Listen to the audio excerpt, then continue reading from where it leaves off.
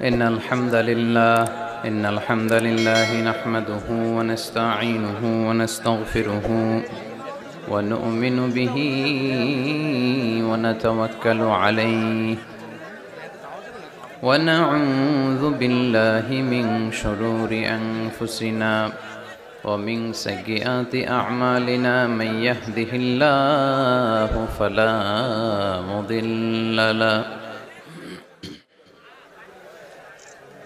ومن يضلل فلا هادي له أي فلن تجد له وليا مرشدا ونشهد أن لا إله إلا الله وحده لا شريك له هو الذي لا ضد له ولا ند له لا مثل له ولا مثيل له لا وزير له ولا كفيل له لا شبه له ولا شبيه له لا ولد له ولا والد له وهو الواحد الفرد الصمد لم يلد ولم يولد ولم يكن له كفوا أحد ونشهد أن سيدنا ونبينا وحبيبنا وبشيرنا ونذيرنا وطبيبنا وطبيب أرواحنا وحبيبنا وحبيب ربنا محمدا عبد الله ورسوله أرسله بالحق بشيرا ونذيرا وداعيا إلى الله بإذنه وسراجا منيرا أما بعد فقد قال الله تعالى في كلامه المجيد وفي فرقانه الحميد أعوذ بالله من الشيطان الرجيم بسم الله الرحمن الرحيم وسارعوا إلى مغفرة من ربكم وجنة عرضها السماوات والأرض أعدت للمتقين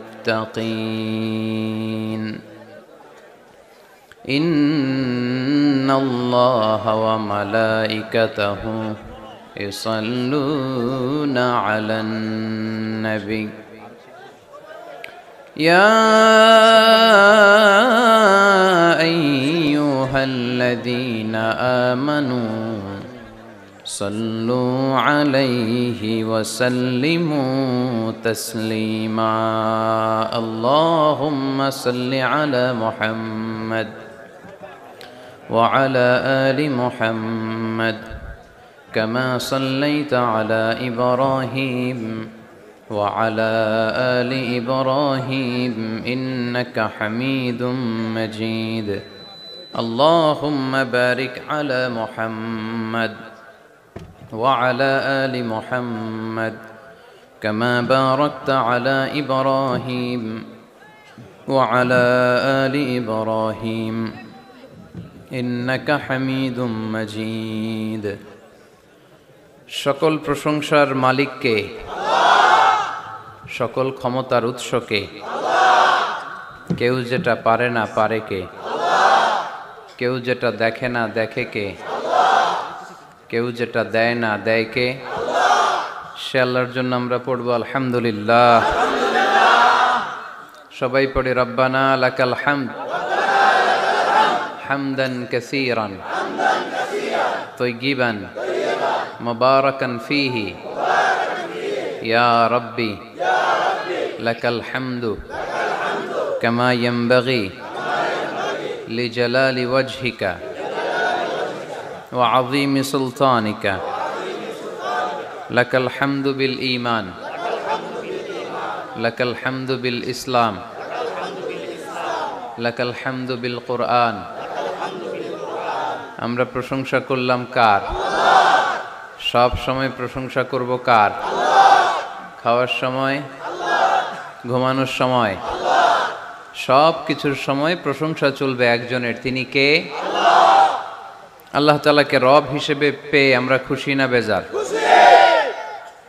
আল্লাহ রাসূল সাল্লাল্লাহু আলাইহি ইসলামকে নবী হিসেবে পেয়ে আমরা খুশি না বেজার? আল্লাহ রাসূল সাল্লাল্লাহু আলাইহি ইসলামের চেয়ে শ্রেষ্ঠ মানুষ পৃথিবীতে হতে পারে? The most amazing personality in the world, গোটা বিশ্বের সবচাইতে অসাধারণ ব্যক্তিত্ব। তিনি মানুষ ছিলেন, কিন্তু সাধারণ মানুষ নন, অসাধারণ মানুষ। তিনি মানব, যেন তেন মানব নন, তিনি মহামানব। এজন্য তার প্রশংসা শুধু আমরাই করি না, গোটা বিশ্বের সবাই করে, ঠিক কিনা? বিষ্ণু ঈসা ইসলামকে লোকজন সুপারম্যান বলতে বাধ্য হয়েছে, মানে এমন লোক যে মাটি ধরলে এটা সোনা হয়ে যায়। পরশ পাথর ছিল তার হাতে, সুবহানাল্লাহ পড়েন। সে কোন বন্ধু বলো বেশি বিশ্বস্ত, সে কোন বন্ধু বলো বড় বিশ্বস্ত, কার কাছে মন খুলে দেয়া যায়, কার কাছে প্রাণ খুলে দেয়া যায়, হওয়া যায় অতি আশ্বস্ত, তার নাম আহমদ বড় বিশ্বস্ত। সুবহানাল্লাহ পড়েন।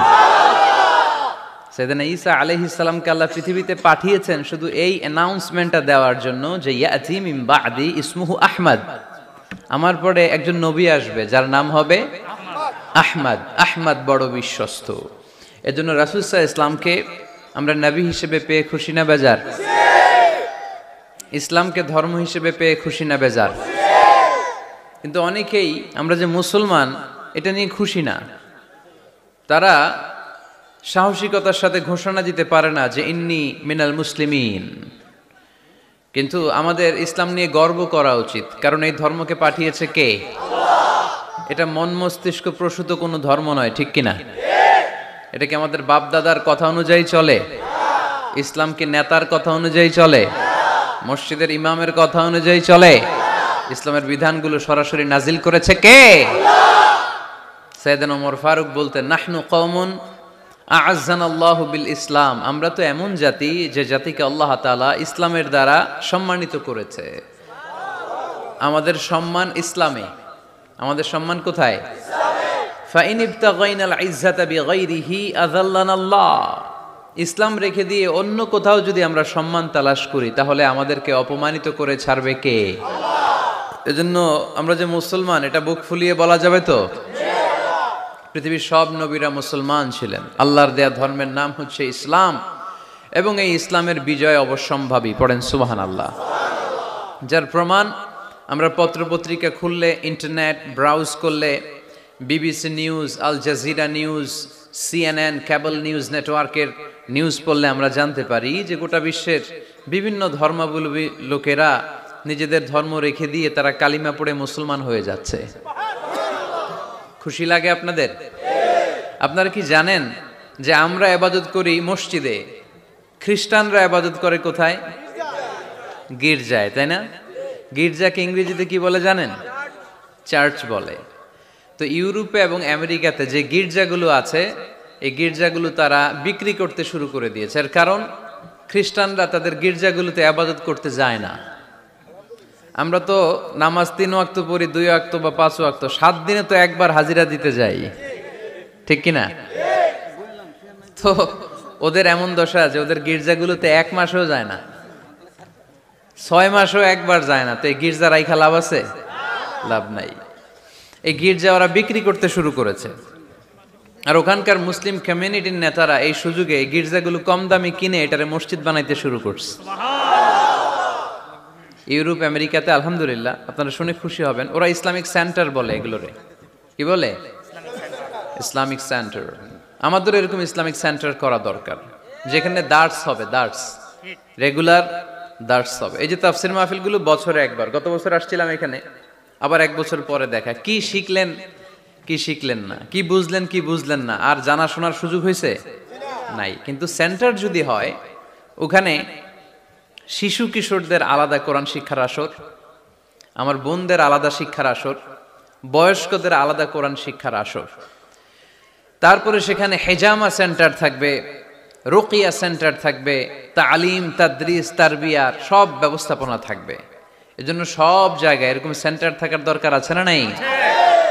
যতদিন আমরা এই ইউনাইটেড থাকব, ততদিন আমাদের দিকে চোখ তুলে তাকাবার খবরদারি কারো থাকবে না। আর ইউনিটি যখন ব্রেকডাউন করবে, আমরা শতদা বিভক্ত, একজন আরেকজনের গালি দিবে, একজন আরেকজনের কাফের বলবে, তখনই সমাজের সব শান্তি সুখ এগুলো বিনষ্ট হতে চলবে। জোরে বলেন ঠিক কিনা? মুসলিম উম্মার মধ্যে এখন এই সমস্যা, ইউনিটি নাই। We don't have any central leadership, আমাদের কেন্দ্রীয় নেতৃত্ব নাই। এই যে ফিলিস্তিনে যে মারে আমাদেরকে পাখির মতো গুলি করে, মিয়ানমারের রাখাইন রাজ্য থেকে 10 লক্ষ মুসলমান তাড়ায় দিল টেকনাফে, এখন তারা পাহাড়ি এলাকায় আশ্রয় নিয়েছে। সিরিয়াতে মার খেয়ে গোটা বিশ্বে এরা ছড়িয়ে আছে। এই যে মুসলমানরা গোটা বিশ্বে মার খায়, আমাদের পক্ষে কথা বলার মতো আমাদের কোনো কেন্দ্রীয় লিডার আছে? সেন্ট্রাল লিডারশিপ নাই। আল খিলাফা আল ইসলামিয়া, ইসলামিক ক্যালিফেট, এটা নাই। এই সেন্ট্রাল লিডারশিপ না থাকার কারণে গোটা বিশ্বে আমরা আজ নির্যাতিত, নিষ্পেষিত, আমাদের কোনো মা বাপ নাই। জোরে কোন ঠিক কিনা? এদিকে লাথি মারলে ওইদিকে যাই, ওদিকে লাথি মারলে এদিকে আসি। আমাদের পক্ষ নিয়ে, আমাদের স্বার্থ নিয়ে যে কথা বলবে, জাতিসংঘে হুঙ্কার তুলবে, ওআইসি থেকে ঘোষণা আসবে, ওরকম একটা নেতাও আমাদের নাই। জোরে বলেন ঠিক কিনা? ওমরে ফারুকের মতো যদি একটা নেতা থাকতো, তাহলে গোটা বিশ্বে মুসলমানরা এক আমব্রেলার নিচে, এক ছাতার নিচে চলে আসতো, তাই না? এমন সাহাবী ছিলেন বিষ্ণু ঈসা ইসলাম তার ব্যাপারে বলেছেন, আসাদ্দুহুম ফি আমরিল্লাহি উমর, আল্লাহর জমিনে আল্লাহর দ্বীন বাস্তবায়নের জন্য সবচেয়ে কঠিন সাহাবী ছিল যিনি, তিনি হচ্ছেন উমর। মুনাফিকরা ওমরে ফারুককে দেখে ভয় পেত, খোদ শয়তান ইবলিস ওমরে ফারুককে দেখে ভয় পেত। আলহামদুলিল্লাহ পড়বেন না? বিষ্ণু ঈসা ইসলাম বলতেন, ওমর তুমি যদি এই রাস্তা দিয়ে হাঁটো আর শয়তান তোমারে দেখে, তাহলে শয়তান এই রাস্তা রেখে দিয়ে অন্য রাস্তা দিয়ে হাঁটে। লা নবিয়্যা বা'দি ওয়ালা রাসূলা, আল্লাহ রাসূল বললেন আমার পরে কোনো নবীও নাই, রাসূলও নাই, তবে আমার পরে কেউ যদি নবী হতো, ওমর নবী হয়ে যেত। এরকম একজন ওমরের আমাদের দরকার, এরকম একজন ওমরের অপেক্ষায় আমরা। একজন হলেই চলবে, কয়জন লাগবে? যুগ জামানা পাল্টে দিতে চাই না অনেক জন, এক মানুষই আনতে পারে জাতির জাগরণ। এক মানুষই বিপদকালে বাঁচায় কাফেলায়, ক্ষুদ্র ডিঙ্গি বাঁচায় জাহাজ অসীম দরিয়ায়। কয়জন ওমর দরকার? আমরা সেই ওমরের জন্য অপেক্ষা করছি, যার নেতৃত্বে, যেই আল ইমাম আল মাহদি, যার নেতৃত্বে গোটা বিশ্বে শান্তি সভ্যতা ভদ্রতা আবার প্রতিষ্ঠিত হবে।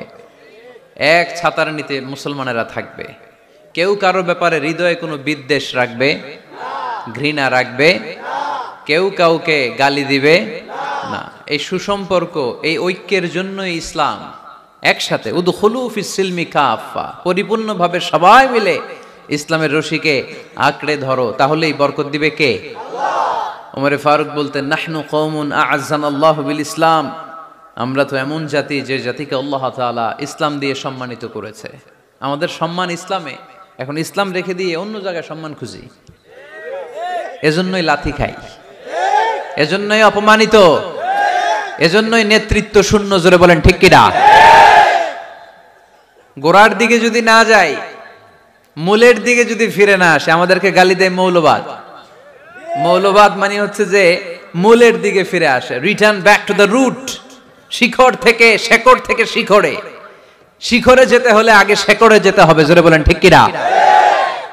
এজন্য ঐক্যের কোনো বিকল্প নাই। আমি আমার আলোচনার শুরুতেই এই মেসেজটা আপনাদের কাছে ড্রপ করতে চাই যে আসুন আমরা কাদা ছোড়াছুড়ি ছেড়ে দেই, হিংসা বিদ্বেষ ভুলে যাই, হৃদয়টারে সবার জন্য উজাড় করে দেই। মুমিনদের হৃদয়ে থাকবে সবার জন্য ভালোবাসা। কি থাকবে? আল্লাহ রাসূল সাল্লাল্লাহু আলাইহি ওয়াসাল্লাম মক্কা থেকে যখন মদিনাতে গেলেন, তিনি দেখলেন দলে দলে লোকজন কালিমা পড়ে মুসলমান হচ্ছে। বড় একটা মুসলিম কমিউনিটি গড়ে উঠল। আল্লাহ রাসূল সাল্লাল্লাহু আলাইহি সাল্লাম খেয়াল করে দেখলেন ওখানে শুধু মুসলিম কমিউনিটি নয়, ওখানে জিউস কমিউনিটি আছে, মানে ইহুদি কমিউনিটি। মদিনাতে ইহুদিরাও থাকতো। আবার খেয়াল করে দেখলেন আশেপাশে খ্রিস্টান কমিউনিটিও আছে। তাহলে মোট কয়টা কমিউনিটি হইল? রাসূল সাল্লাল্লাহু আলাইহি ওয়াসাল্লাম এই তিন দলকে নিয়ে একটা চার্টার করলেন। চার্টার, ইতিহাসে এটা মদিনা চার্টার নামে পরিচিত, মদিনা সনদ। সুবহানাল্লাহ পড়েন। তিন ধর্মের লোক, তিন জাতি একসাথে থাকে, আর আমরা এক বাঙালি এক দেশে থাকতে পারি না। এক দল আরেক দলরে বলে তুমি ভারতপন্থী, ওই দল আরেক দলরে বলে তুমি পাকিস্তানপন্থী। বাংলাদেশপন্থী কেউ হতে চায় না। আমরা কোন পন্থী? জোরে বলতে হবে। দেশের স্বার্থটারে সামনে নিয়ে আসতে হবে। তো সম্মানিত সুধী, রাসূল সাল্লাল্লাহু আলাইহি ওয়াসাল্লাম ইহুদিদের সাথে বসেছেন। মদিনা চার্টারে যদি তিন ধর্মের লোক থাকে, মানে Muslim community, Jews community and the Christian community যদি থাকে, তার মানে এই মদিনা সনদের মধ্যে স্বাক্ষর করেছিল তিন কমিউনিটির নেতারা। ইহুদিরাও ছিল, খ্রিস্টানরাও ছিল। তো আল্লাহ রাসূল সাল্লাল্লাহু আলাইহি ওয়াসাল্লাম ইহুদিদের সাথে বসেছেন, চুক্তি করেছেন 10 বছরের লম্বা সময়ের। খ্রিস্টানদের সাথে চুক্তি করেছেন। রাসূল সাল্লাল্লাহু আলাইহি ওয়াসাল্লাম খ্রিস্টানের সাথে বসতে পারে, ইহুদির সাথে বসে সনদ তৈরি করতে পারে, মদিনার সনদ। কিন্তু আমরা মুসলমানের সাথে বসতে পারি, একজন আরেকজনের ছায়া দেখতে পারে না। হিংসা, বিদ্বেষ, জেলাসি, অহংকার, ঠিক কিনা? লা ইয়াদখুলুল জান্নাতা মান কানা ফি কলবিহি হাববাতু খারদাল মিনাল কিবর। যার অন্তরে যাররা পরিমাণ অহংকার থাকে, সে কোশ্চিনকালেও আল্লাহর জান্নাতে প্রবেশ করতে পারবে না। আমরা যেন এই অহংকার থেকে মুক্ত হতে পারি, আমরা যেন ব্রড মাইন্ডেড হতে পারি, আমরা যেন ভিন্ন মতের লোকদেরকে রেসপেক্ট করতে পারি, ভিন্ন মতকেও যেন আমরা সহ্য করতে পারি। আমাদের দেশে এত কাদা ছোড়াছুরি, এত মারামারি কেন জানেন? আমরা ভিন্ন মতকে দমন করতে চাই, ভিন্ন মতকে আমরা স্পেস দিতে চাই না, ফলেই এত ঠেলাঠেলি। এজন্য মতামত বিভিন্ন থাকবে। This is the beauty of Islam, unity in diversity. Unity in diversity, ঐক্য হবে বৈচিত্র্যের মাঝে। আমাদেরকে ঐক্য খুঁজতে হবে। এক একজন এক এক চেহারা। এই তুমি কালা হইলা কেন, তুমি খাটো হইলা কেন, তুমি লম্বু কেন, এরকম বললে চলবে? এই মেয়ে তুমি বিএনপি করো কেন, তুমি জামাত ইসলাম করো কেন, সব আওয়ামী লীগ হয়ে যাও, বলা যাবে? তুমি এই পীর সাহেবের মুরিদ কেন, আমি যে পীর সাহেবের মুরিদ হইছি ওইখানে আসো না কেন, বলা যাবে না। Unity in diversity. রাসূল সাল্লাল্লাহু আলাইহি ওয়াসাল্লাম ইহুদিদেরকে স্পেস দিয়েছেন, খ্রিস্টানদেরকে স্পেস দিয়েছেন। মনে রাখতে হবে, ঐক্য প্রক্রিয়ার নাম হচ্ছে, এটা এমন একটা প্রক্রিয়া যেখানে সবাই একই চিন্তা চেতনা পোষণ করবে এমনটা নয়, বরং এক একজনের এক এক চিন্তা, কিন্তু মৌলিক বিষয়ে সবাই এক। ইউনিটি ইন ডাইভার্সিটি, বৈচিত্র্যের মাঝে আমাদেরকে ঐক্য খুঁজতে হবে। প্রিয় ভাইরা, কথা বুঝতে পেরেছেন? আপনারা কি ঐক্যের পক্ষে না বিপক্ষে? আমরা যেন ঐক্যবদ্ধ হতে পারি, আল্লাহ তুমি তৌফিক দান করো। আমরা যেন হিংসা বিদ্বেষ ভুলে যে ইসলামের কল্যাণে কাজ করতে পারি, তুমি তৌফিক দান করো। আরো জোরে পড়ি আমিন। লক্ষ্মীপুর দৌলত খাঁ বাড়ির যুব সমাজের উদ্যোগে আজকের 2 দিনব্যাপী তাফসীরুল কোরআনের মাহফিলের সমাপনী রজনী। আজকের প্রোগ্রামের সম্মানিত সভাপতি হচ্ছেন অধ্যক্ষ গোলাম সারোয়ার সাঈদী পীর সাহেব, আড়াইবাড়ি দরবার শরীফ, আমার প্রিয় নানা ভাই। উনি ফোন করে বললেন যে আসবেন প্রোগ্রামে আর কি। তো আসতেছেন আমার সাথে দেখা করার জন্য, অনেকদিন দেখা হয় না। মাঝখানে মালয়েশিয়াতে গিয়েছিলেন, 2 নানা নাতি মিলে ঘুরছি অনেক জায়গায়। মালয়েশিয়ার এক মন্ত্রণালয়েও আমরা অনেক ঘুরলাম, অনেকের সাথে আমরা মিটিং করলাম। তো হঠাৎ করে শুনলাম এখন স্টেজে ওঠার আগে নানা ভাই অসুস্থ হয়ে গেছেন, শ্বাসকষ্ট হচ্ছে, আসার কথা ছিল, এখন হসপিটালে যাবেন।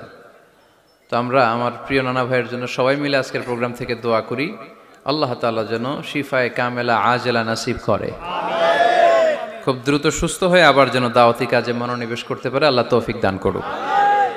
আজকের প্রোগ্রামের সহসভাপতি হচ্ছেন মাওলানা আমিরুল ইসলাম সিদ্দিকী, খতিব, লক্ষ্মীপুর কেন্দ্রীয় জামে মসজিদ। আসছেন উনি? আচ্ছা, আপনি। প্রধান অতিথি জনাব অ্যাডভোকেট রাশেদুল কাউসার ভূঁইয়া জীবন, চেয়ারম্যান উপজেলা পরিষদ। আসছে? বিশেষ কাজে ঢাকা।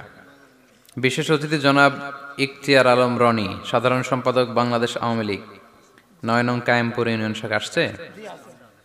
মাশাআল্লাহ। তারপর আপনাদের এখানে আইন মন্ত্রী আপনাদের পাশের গ্রামে, ওনার লোকেরা এসেও দেখা করলো, আমি সালামও বললাম। ওনার আম্মা অসুস্থ, দোয়া চেয়েছে, আমরা দোয়া করি ওনার আম্মাকে আল্লাহ তাআলা সুস্থতা দান করুক। সম্মানিত ভাইরা, আমরা আর কথা না বাড়িয়ে সরাসরি আলোচনায় চলে যাই। আমি আপনাদের খেদমতে পবিত্র কালামুল্লাহ মাজিদের সূরাত আলে ইমরানের 133 নম্বর আয়াত তেলাওয়াত করেছি। সূরাটার নাম হচ্ছে সূরাত আলে ইমরান, ইমরানের বংশধর। ইমরান কে ছিল আপনারা জানেন? মারিয়াম আলাইহিস সালামের পিতা, ঈসা আলাইহিস সালামের নানা। সুবহানাল্লাহ পড়বেন না? ওনাদের ফ্যামিলিটা আল্লাহ তাআলার কাছে এতটাই পছন্দনীয় ছিল যে এই ফ্যামিলির নামে আল্লাহ কোরআনে একটা সূরাই দিয়ে দিলেন, আলে ইমরান। আরবিতে পরিবার বা ফ্যামিলি, এটা বোঝানোর জন্য আরবিতে দুইটা শব্দ ব্যবহার হয়, এক হচ্ছে আহাল আর একটা আল। আহাল এটা সম্মানিতদের ক্ষেত্রেও হয়, আবার সাধারণ মানুষদের ক্ষেত্রেও হয়। যেমন রাসূল সাল্লাল্লাহু আলাইহি ওয়াসাল্লামের পরিবারবর্গ, ওনারা অনেক সম্মানিতা, অনেক সম্মানিত। তো আল্লাহ রাসূল সাল্লাল্লাহু আলাইহি ওয়াসাল্লামের পরিবারের ক্ষেত্রে বলা হয় আহলে বাইত। আবার আমার পরিবার, আপনার পরিবার, আমাদের পরিবার বা স্ত্রী, এটা বোঝাতে আরবিতে আহাল শব্দটা ব্যবহৃত হয়। কিন্তু আল শব্দটা সাধারণ কোনো ফ্যামিলির ক্ষেত্রে আল্লাহ ব্যবহার করেন নাই। ভালো হোক বা খারাপ হোক, সম্ভ্রান্ত হওয়া লাগবে, ডিগনিফাইড এন্ড প্রেস্টিজিয়াস ফ্যামিলির হওয়া লাগবে। ডিগনিফাইড ফ্যামিলির যদি হয়,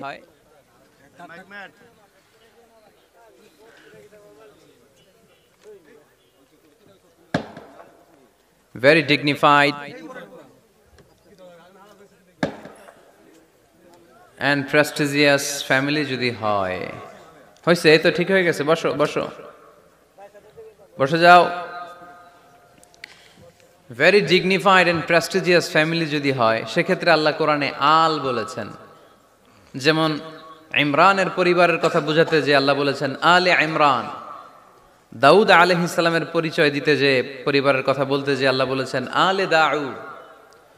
আবার ফেরাউনের বংশ বা পরিবারের কথা বলতে যে আল্লাহ বলেছেন আলে ফেরাউন। তাহলে পরিবারের আরবি দুইটা, একটা আল আর একটা আহাল। আহাল এটা সম্মানিত এবং সাধারণ উভয় ক্ষেত্রেই ব্যবহার করেন আল্লাহ তাআলা। আর আল এটা শুধু ডিগনিফাইড এন্ড প্রেস্টিজিয়াস ফ্যামিলি, ভালো হোক ফ্যামিলিটা বা খারাপ হোক, সেক্ষেত্রে আল্লাহ ব্যবহার করেন। তারই ধারাবাহিকতায় ইমরান, ওনার যে ফ্যামিলি, মারিয়াম আলাইহিস সালাম ছিলেন তার কন্যা, তার স্ত্রীর নাম ছিল হান্না বিনতে ফাখুস। এই ফ্যামিলিটা আল্লাহর কাছে বড্ড প্রিয় একটা ফ্যামিলি। এজন্য আল্লাহ তাআলা এই ফ্যামিলির নামে কোরআনে একটা সূরা দিয়েছেন।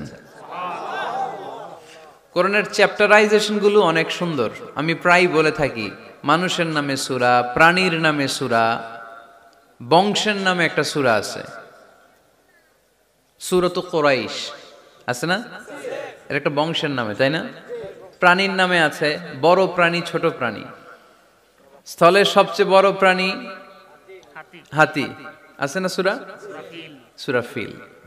আবার স্থলের সবচেয়ে ছোট প্রাণী পিঁপড়া, আছে না? আন্নাম, সূরাতু আন-নামল।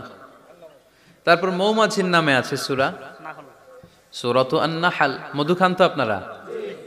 মধু, খাঁটি মধু পাওয়া যায় এলাকায়, খুব পাওয়ারফুল খাবার। কিন্তু সাইবেরিয়ান এলাকায় ওরা মদ খায়। জিজ্ঞেস করলাম কেন? কয় খুব ঠান্ডা। আমি বললাম মধু খাইও, আরো বেশি গরম হবা। মদ খেলেও শরীর গরম হয়, কিন্তু মধু খেলে তার চেয়ে বেশি গরম হয়। রাসূল সাল্লাল্লাহু আলাইহি ওয়াসাল্লাম মধু খেতেন। কিছু কিছু হাদিয়া আল্লাহ রাসূল সাল্লাল্লাহু আলাইহি ওয়াসাল্লাম ফিরিয়ে দিতেন না। এর মধ্যে একটা হচ্ছে মধু। মধু দিলে বলতেন না যে না নিব না। আতর ফিরিয়ে দিতেন না। বালিশ, বালিশ খুব পছন্দ করতেন। আল্লাহ রাসূল ঠেকনা দিয়ে বসতে পছন্দ করতেন। সুবহানাল্লাহ পড়েন। রাসূল সাল্লাল্লাহু আলাইহি ওয়াসাল্লামের কাছে একটা কসমেটিক্সের বক্স থাকতো সবসময়, জরুরি 5-6টা জিনিস এর ভেতরে থাকতো। ওখানে আল্লাহ রাসূল সাল্লাল্লাহু আলাইহি সাল্লাম চিরুনি রাখতেন। চিরুনি, আপনারা চুল আঁচড়ান তো চিরুনি দিয়ে, সবসময় পরিপাটি থাকবেন, এটা সুন্নাহ। পরিচ্ছন্ন ফিট থাকা, সবসময় গেট আপটা ভালো থাকা, এটা সুন্নাহ। আল্লাহ রাসূল সাল্লাল্লাহু আলাইহি ওয়াসাল্লাম কোনো বিদেশি ডেলিগেট আসলে তাদের সাথে দেখা করার আগে সময় নিতেন, নিজেকে গুছিয়ে নিতেন। সুবহানাল্লাহ পড়েন। চুলগুলো আঁচড়ে রাখতেন এই চিরুনি দিয়ে। তাহলে ব্যক্তিগত কসমেটিক্স বক্সে আল্লাহ রাসূল সাল্লাল্লাহু আলাইহি ওয়াসাল্লাম যে জিনিসগুলো রাখতেন তার মধ্যে একটি হচ্ছে চিরুনি। 2 নাম্বার, আল্লাহ রাসূল সাল্লাল্লাহু আলাইহি ওয়াসাল্লাম জাইতুনের তেলের একটা ছোট্ট বোতল রাখতেন। ওয়াত্তিনি ওয়াজ জাইতুন, অলিভ অয়েল। অলিভ অয়েলের ওয়াজ করেছি গত বছর। যেখানেই আমার সাথে লোকজনের দেখা, কয় হুজুর এখন থেকে অলিভ অয়েল মাখি আমি, এজন্য সুন্দর হয়ে গেছি। তো অলিভ অয়েল রাখতেন, চিরুনি রাখতেন। এরপরে সুরমাদানি রাখতেন, সুরমা, চোখে আল্লাহ রাসূল সাল্লাল্লাহু আলাইহি ওয়াসাল্লাম সুরমা দিতেন। এরপর আল্লাহ রাসূল সাল্লাল্লাহু আলাইহি ওয়াসাল্লাম উতুর রাখতেন, উতুর পারফিউম, আতর দিতেন। কিছু কিছু বিষয় আছে, আরবাউন মিন সুনানিল মুরসালিন, 4টা সুন্নাহ আছে, সব নবীদের সুন্নাহ, সবাই এটা করেছেন। এর মধ্যে একটা হচ্ছে উতুর, সব নবীরা আতর দিতেন। সুবহানাল্লাহ, বাড়িতে যাই বলেন আতর দিবেন, এটা সুন্নাহ। আপনার ইমপ্রেশনটাকে আরো সুন্দর করবে। First impression lasts long. প্রথম দেখায় যারা ভাল লাগে এটা সবসময় ভাল লাগে, ঠিক কিনা? প্রথমেই যদি কারোর সাথে কথা বলতে যাওয়ার পরে দেখা যায় আপনারা দেখতে খারাপ লাগে, গায়ে দুর্গন্ধ, আসবে আর আপনার কাছে? আসবে না। এরপর আসিওয়াক, ওই কসমেটিক্স বক্সে আল্লাহ রাসূল সাল্লাল্লাহু আলাইহি ওয়াসাল্লাম মেসওয়াক রাখতেন। কি রাখতেন? এটাও সব নবীদের সুন্নাত। তো আমরা যেন পরিপাটি থাকি সবসময়, সবসময় যেন পরিপাটি থাকি। তো মৌমাছির নামে সূরা দিলেন, এরকম এক ভাই বলল যে মাকড়সার নামে, হ্যাঁ, আল আনকাবুত নামে সূরা দিয়েছে। এভাবে আল্লাহ তাআলা পরিবারের নামে সূরা দিয়েছেন। ওই সূরাটার নাম আলে ইমরান। কি নাম? সূরাটার নাম হচ্ছে আলে ইমরান। সূরাটার নাম কি?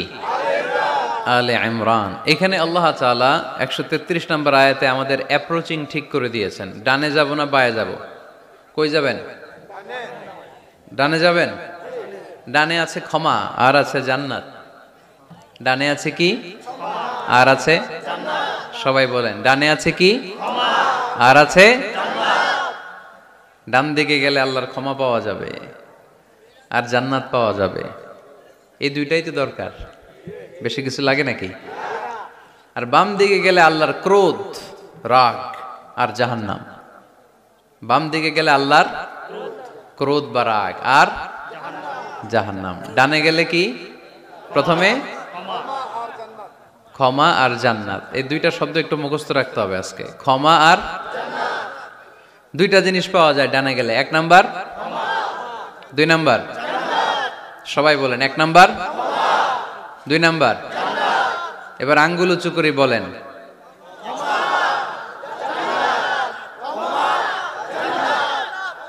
মাশাআল্লাহ। তাহলে ডানে গেলে পাওয়া যায় ক্ষমা আর জান্নাত, বায়ে গেলে পাওয়া যায় আল্লাহর ক্রোধ বা রাগ আর জাহান্নাম। নাও দ্য ডিসিশন ইজ ইয়োর্স। সিদ্ধান্ত আপনাদের। where to go, where to approach and where to proceed, where to move on। কোন দিকে যাবেন? এই কয়েকজনের সিদ্ধান্ত ডানে, বাকিদের? আপনাদেরও ডানে। যারা দাঁড়ায় আছেন তাহলে আওয়াজ করে বলতে হবে, ছুটবো কোথায়, ডানে না বায়ে?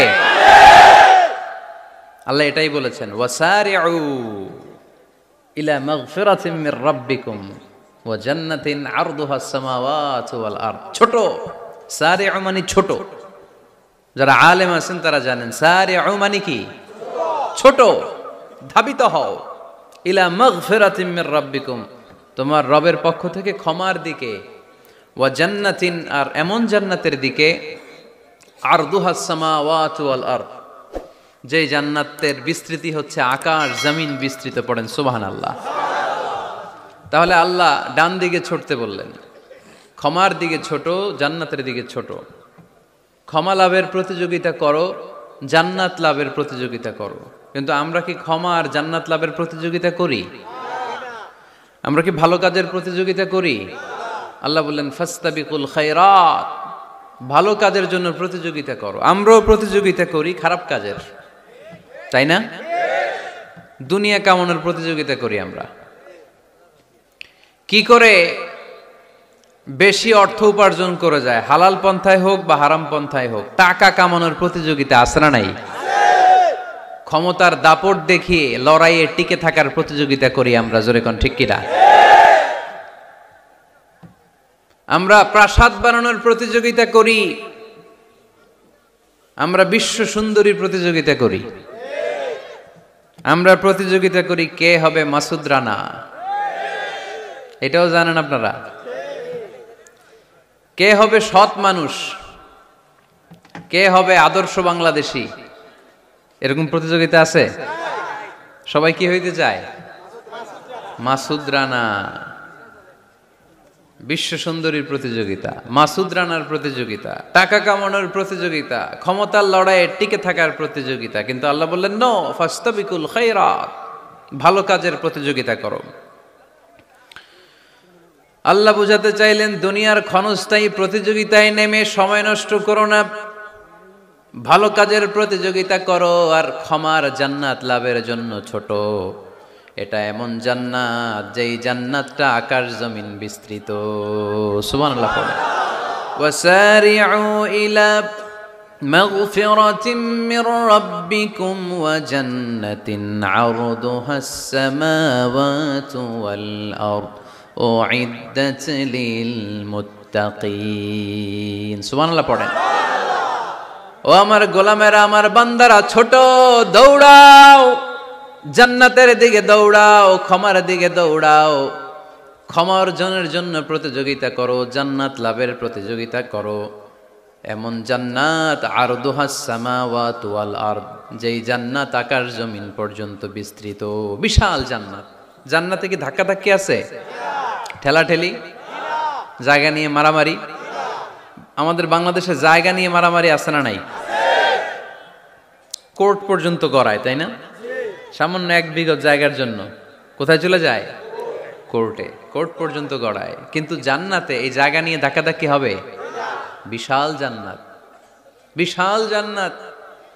সর্বশেষ যেই লোকটা 1000 বছর জাহান্নামে পোড়ার পরে জান্নাতে ঢুকবে, ওই লোকের জান্নাতের যে সাইজ হবে, এটা এই দুনিয়ার সাইজের 10 গুণ বড় হবে। আগের কালে আমাদের যে দরজাগুলো ছিল গ্রাম বাংলায়, দরজাগুলোর 2টা কপাট ছিল, জানেন? 2টা কপাট একসাথে আইনার পরে তালা লাগাইতো। এখনই না এক কপাটের দরজা শার্ট করে খুলে যায়, এখনো আছে। তো আল্লাহ রাসূল সাল্লাল্লাহু আলাইহি ওয়াসাল্লাম বললেন জান্নাতের যে দরজার 2টা কপাট, এই 2টা কপাটের একটা কপাট কত বড় শোনো। ইন্না আল মিসরাআইন মিন মাসারি'আল জান্নাহ মা বাইনা মাক্কাহ ওয়া হাজার। জান্নাতের 2 দরজার 2 কপাটের একটার সাইজ হচ্ছে সৌদির মক্কা শহর থেকে বাহরাইনের হাজার শহর যত দূর, জান্নাতের একটা কপাটের দূরত্ব তত দূর। এর মানে হচ্ছে সৌদির মক্কা শহর থেকে বাহরাইন যত দূর, ওই হিসাবে কয়েকশো কোটি লোক, কয়েকশো একসাথে জান্নাতে ঢুকবে। এক ধাক্কায় কয়েকশো কোটি কিংবা কয়েক হাজার কোটি ঢুকে যাবে। তাহলে ওই জান্নাতে কোনো ধাক্কাধাক্কি, ঠেলাঠেলি, কিলাকিলি? সুবহানাল্লাহ পড়েন। ওয়াসারিউ ইলা মাগফিরাতিম মির রাব্বিকুম ওয়া জান্নাতিন আরদুহাস সামাওয়াতু ওয়াল আরদ উইদ্দাত লিল মুত্তাকিন। আল্লাহ বললেন ক্ষমার দিকে ছোট, আর এমন জান্নাতের দিকে ছোট যেই জান্নাতটা আকাশ জমিন বিস্তৃত। উইদ্দাত লিল মুত্তাকিন, মুত্তাকিনদের জন্য এই জান্নাতকে তৈরি করে রেখেছে কে? আল্লাহ। তার মানে জান্নাত একটা সাম্প্রদায়িক জায়গা। জান্নাত একটা কি জায়গা? যেখানে মুত্তাকিরা ছাড়া কেউ ঢুকতে পারবে নাকি সবাই ঢুকতে পারবে? সবাই ঢুকতে পারবে না, ওখানে শুধু মুত্তাকিনরা ঢুকতে পারবে। উইদ্দাত লিল মুত্তাকিন, এটা মুত্তাকিনদের জন্য আল্লাহ তাআলা তৈরি করে রেখেছে। হাদিসে কুদসিতে আল্লাহ তাআলা বলেছেন, এই উইদ্দাতের এই শব্দের ব্যবহারই করেছেন, আ'দাতু লিইবাদিয়াস সালিহিন, আমি আমার নেককার বান্দাদের জন্য এমন জান্নাত বানিয়েছি, মা লা আইনুন রাআত, পৃথিবীর কোনো চোখ ওই জান্নাতের সৌন্দর্য দেখে নাই। ওয়ালা উযুনুন সামিআত, পৃথিবীর কোনো কান জান্নাতের কোনো সুন্দর শব্দের আওয়াজ শুনে নাই। ওয়ালা খাতারা আলা কলবি বাশার, মানুষ কল্পনাও করতে পারবে না যে জান্নাত কত সুন্দর। সুবহানাল্লাহ, আরো আসতে পড়েন। আল্লাহ বললেন উইদ্দাত লিল মুত্তাকিন, আমি আমার মুত্তাকিন বান্দাদের জন্য তৈরি করেছি। মুত্তাকিরা ছাড়া কেউ জান্নাতে প্রবেশ করতে পারবে নাকি? পারবে না। এখন মুত্তাকি কারা, তাদের বর্ণনা আল্লাহ সামনে দিবেন, শুনবেন আপনারা? আচ্ছা, এটা হচ্ছে কোরআনের একটা বর্ণনা ভঙ্গি। কোরআনের মধ্যে অনেক বেশি কোহেরেন্স আছে, সিকোয়েন্সটা অনেক সুন্দর। যখনই আল্লাহ বলবেন কাফিরিন, কাফের কারা, তার বর্ণনা দিবেন। এরপর যখন আল্লাহ বলবেন মুনাফিকিন, মুনাফিকিন কারা, আল্লাহ বর্ণনা দিবেন। এরপর যখনই আল্লাহ বলেছেন মুত্তাকিন, মুত্তাকিন কারা, তারপরে তার বর্ণনা দিবে। সুবহানাল্লাহ পড়েন। যেমন আল্লাহ সূরা বাকারার শুরুতেই মুত্তাকিদের বর্ণনা দিয়েছেন। আল্লাহ দ্ব্যর্থহীন কণ্ঠে ঘোষণা করে বলেছেন, যালিকাল কিতাবু লা রাইবা ফীহি হুদাল লিল মুত্তাকিন, এই কিতাবটা এমন কিতাব যেই কিতাবে কোনো সন্দেহ নাই, আর এটা হুদাল্লিল, সবাই বলেন হুদাল্লিল, এটা মুত্তাকিদের জন্য পথ প্রদর্শনকারী। যে কাউকে এই কিতাব পথ দেখায় না। ওয়ালা ইয়াজিদিজ যালিমিনা ইল্লা খাসারা, জালেমদেরকে এই কিতাব পথ দেখায় না, তাদের ক্ষতির মাত্রাটাই বাড়ায়। মুত্তাকিদের পথ দেখায়, জালেমদের ক্ষতির মাত্রা বাড়ায়। দোষ কি কোরআনের? কোরআনের না। যেমন দুধ, এটা সবার উপকারে আসে না, কিন্তু দোষটা কি দুধের? দুধ হচ্ছে সুষম খাবার, এটার মধ্যে খাদ্য উপাদানের যে 6টা পোরশন সবটাই আছে, কিন্তু সবাই হজম করতে পারে না। পেট যদি খারাপ হয় দুধ খাওয়া যাবে? তাহলে দোষ কি দুধের না যার পেট খারাপ তার? সুবহানাল্লাহ পড়েন। কোরআনের কোনো দোষ নাই, এটা হুদাল্লিল মুত্তাকিন, এটা মুত্তাকিদের জন্য পথ প্রদর্শনকারী। মুত্তাকি কারা? আল্লাযীনা ইউমিনুনা বিল গায়ব ওয়া ইউকিমুনাস সালাতা ওয়া মিম্মা রাযাকনাহুম ইউনফিকুন। আল্লাহ ওইখানে বর্ণনা দিলেন একভাবে, এই জায়গায় আল্লাহ তাআলা মুত্তাকিদের বর্ণনা দিলেন আরেকভাবে। সুবহানাল্লাহ পড়েন। আল্লাহ বললেন উইদ্দাত লিল মুত্তাকিন, এই ক্ষমা, এই জান্নাত যেই কাউকেই দেয়া হবে না, যারা মুত্তাকিন তাদেরকেই দেয়া হবে। সুবহানাল্লাহ। তাহলে আজকে আমরা মুত্তাকি হয়ে ফিরে যেতে চাই। 3 জন চাই শুধু, এখন 15-20 জন হয়েছে। সবাই চান? এলাকার লোকদের একটু গলায় সাউন্ড কম এমনি আগে থেকেই, তাই না? কিছু এলাকা আছে, আমরা তো সারা দেশ চড়ে বেড়াই। We move from the one corner of the country to the another corner. আজকে আছি সকালে এখানে, এরপরে চলে গেছি কক্সবাজার, এরপর আবার খুলনা। তো আমরা জানি কাদের গলায় জোর বেশি। ফেনীতে, নোয়াখালীতে বক্তার কথা কওয়া লাগে না, কথা কয় শ্রোতারা। আমরা ক বললে টাইনা নিয়ে ওটার কলিকাতা বানাইয়া স্লোগান। কলিকাতা কই নাই আমি, শুধু ক বলছি। কি বলছি? ওটারে টাইনা কি বানাইছে? কলিকাতা। তো শ্রোতাদের একটা বড় রোল আছে, they have huge role in this তাফসীর প্রোগ্রাম। আপনাদের একটা ভালো রোল প্লে করতে হবে। আপনারাই পারেন আমাদের থেকে আলোচনা বের করে নিয়ে আসতে। আপনারা যদি জিমাইতে থাকেন আর আমি যদি গুতায় আওয়াজ বের করতে না পারি, আমার ভেতর থেকে কথা বেরোবে না। আর আপনারা যদি প্রাণবন্ত থাকেন, সজীব থাকেন শেষ পর্যন্ত, তাহলে কোরআনের সুন্দর সুন্দর কথাগুলো আল্লাহ আমার মুখ দিয়ে বের করায় দিবে। আমরা আজকে কি হয়ে ফিরে যেতে চাই? নাকি মাসুদ রানা? কি হইতে চাই? তাহলে রিয়েলিটি শো একটা এরকম হওয়া দরকার। কে হবে? মুত্তাকি। কিন্তু রিয়েলিটি শো এর নাম কে হবে? মাসুদ রানা। আমরা মাসুদ রানা হতে চাই না, আমরা মুত্তাকি হতে চাই। ইনশাআল্লাহ পড়েন।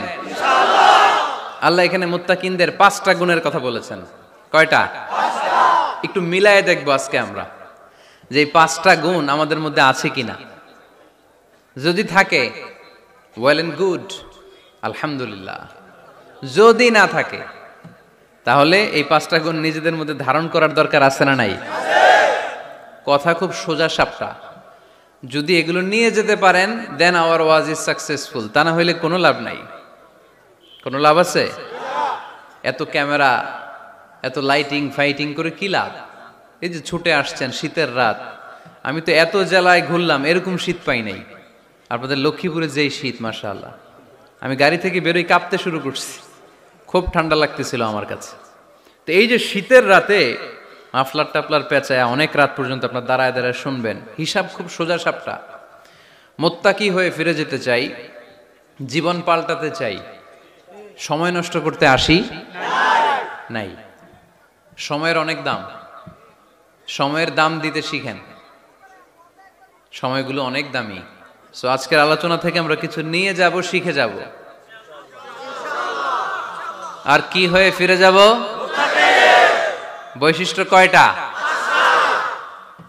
তাহলে একটু চেক করবো যে আছে কিনা আমাদের মধ্যে এই গুণগুলা। থাকলে ভালো, অনেকের হয়তো আছে। যদি না থাকে এগুলো আমাদের ধারণ করতে হবে। কথা কি ক্লিয়ার না? আলহামদুলিল্লাহ। মুত্তাকির প্রথম বৈশিষ্ট্য, আল্লাযীনা ইউনফিকুনা ফিস সাররাই ওয়াদ দাররা। মুত্তাকিনরা সুখে দুঃখে সব সময় দান করে,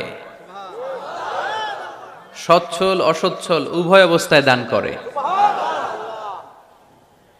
সচ্ছল অবস্থায় তারা বেশি দান করে, কিন্তু অসচ্ছল অবস্থায়ও করে। বেশি হয়তো করে না, কিন্তু কম করে করে, কিন্তু দান করে। এজন্য আল্লাহ বলেন, আল্লাযীনা ينفقون في السراء والضراء والكاظمين الغيظ والعافين عن الناس والله يحب المحسنين। সুবহান আল্লাহ। আমার মুত্তাকি বান্দাদের প্রথম বৈশিষ্ট্য, ইউনফিকুনা ফিস সাররাই ওয়াদ দাররা, সুখে দুঃখে সচ্ছল কিংবা অসচ্ছল যে অবস্থায় থাকুক না কেন তারা আমার রাস্তায় দান করে। দান করলে খুশি হয়ে যায় কে? আল্লাহ। সাদাকা করলে আপনারে পছন্দ করবে কে? আল্লাহ। যাকাত দিলে পছন্দ করে কে? আল্লাহ। দে যাকাত, দে যাকাত তোরা দে রে যাকাত, দে যাকাত, দে যাকাত তোরা দে রে যাকাত। তোর দিল খুলবে পরে, আগে খুলুক হাত, দে যাকাত, দে যাকাত তোরা দে রে যাকাত। পড়েন আমিন। দিল পড়ে খুলবে, আগে হাত খুলতে হবে। উপরের হাত নিচের হাতের চাইতে সেরা। যে ব্যক্তি নেয় তারে আল্লাহ পছন্দ করে না, যে ব্যক্তি দেয় তারে ভালোবাসে কে? আল্লাহ। আল্লাযীনা ইউনফিকুনা ফিস সাররাই ওয়াদ দাররা। আমার মুত্তাকি বান্দারা সুখে দুঃখে সচ্ছল অসচ্ছল উভয় অবস্থায় আমার রাস্তায় দান করে। তার মানে মুত্তাকি যদি নিজেকে মুত্তাকি হিসেবে এস্টাবলিশ করতে চান, দান করার ধারাবাহিকতাটা অব্যাহত রাখতে হবে, থামানো যাবে না। একটা সময় ভালো যাচ্ছে আমার, বেশি করে দিচ্ছি, আবার সময় খারাপ যাচ্ছে, কম করে দিব, কিন্তু দিব। দেওয়ার ধারাবাহিকতা থামানো যাবে? কেউ এসে আপনার কাছে চাচ্ছে, এই যে আপনি দিতে পারতেছেন, এই তৌফিকটা দিল কে? আল্লাহ। প্রাইভেট কারে চড়ে চড়ে আপনি ঘুরে বেড়ান, জ্যামে গাড়ি আটকালে গ্লাসে এসে নক করে, পথবঞ্চিত শিশুরা আহা খেতে পায় না, বৃষ্টিতে ভিজে, ভাঙ্গা একটা থালা নিয়ে স্যার 2টা টাকা দেন। অনেকে ধমক দিয়ে তাড়িয়ে দেয়। এই যে আপনি ধমক দিছেন, ওরে প্রাইভেট কারে বসাইতে পারে কে? আপনার হাতে ভাঙ্গা থালা দিয়ে রাজপথে নামায় দিতে পারে কে? এজন্য আল্লাহ বললেন, আমি দেয়ার মালিক, তুমি দাও, তুমি দিলে তোমার হাত আমি ভরে দেব। আল্লাহু আকবার। মদিনার জমিনে সবচাইতে গরীব সাহাবীর নাম ছিল সাইয়েদনা বেলাল আল হাবাশী রাদিয়াল্লাহু তাআলা আনহু।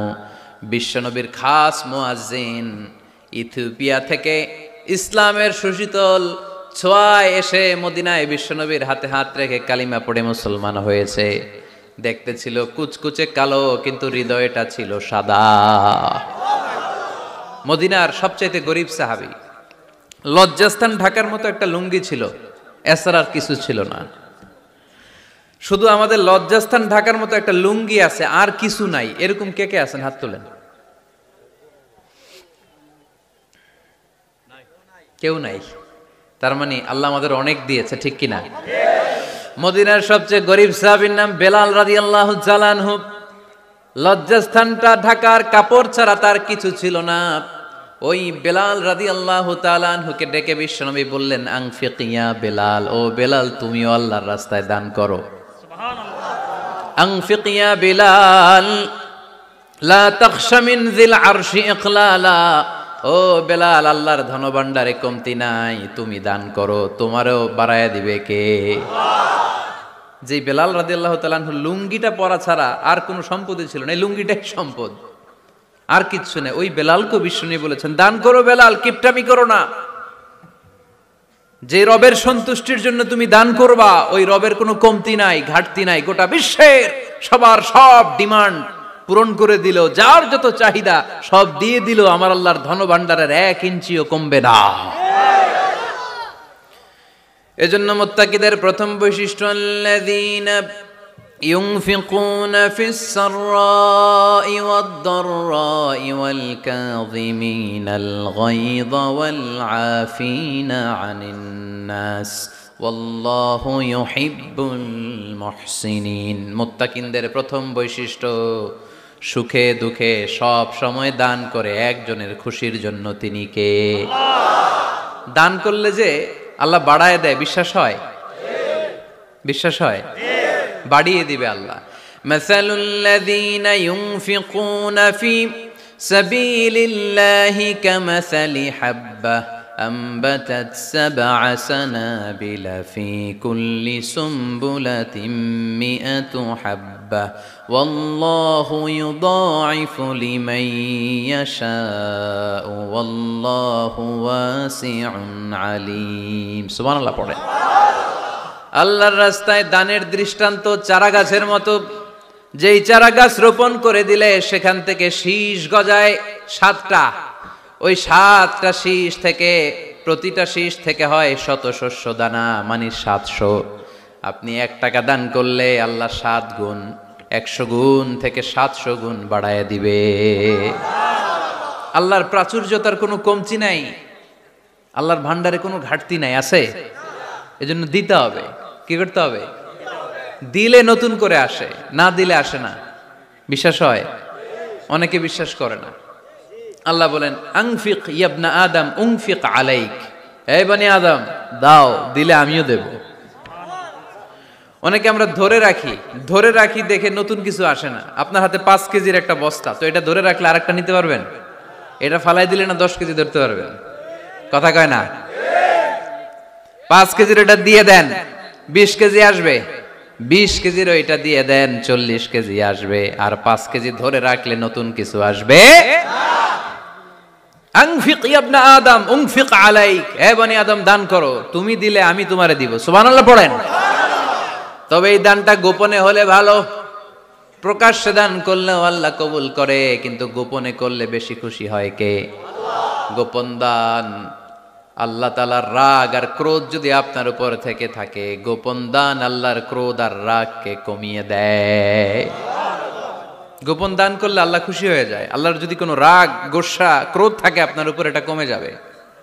7 শ্রেণীর ব্যক্তিকে আল্লাহ তাআলা আরশের নিচে ছায়া দিবেন কিয়ামতের দিন, যেদিন সে ছায়া ছাড়া আর কোনো ছায়া থাকবে না। এর মধ্যে 1 শ্রেণীর ব্যক্তি, রজুলুন তাসাদ্দাকা বিসাদাকা ফাআখফাহা হাত্তা লা তা'লামু শিমালুহু মা তুনফিকু ইয়ামিনুহু। 1 শ্রেণীর ব্যক্তি, 7 শ্রেণীর মধ্যে 1 শ্রেণীর ব্যক্তি যারা আরশের নিচে ছায়া পাবে, যে ব্যক্তি গোপনে দান করে। কত গোপনে? ডান হাত কি দিছে, বাম হাত টের পায় নাই। তার মানে অনেক গোপনে দান করেছে। এই গোপনে দান করলে খুশি হয় কে? আল্লাহ।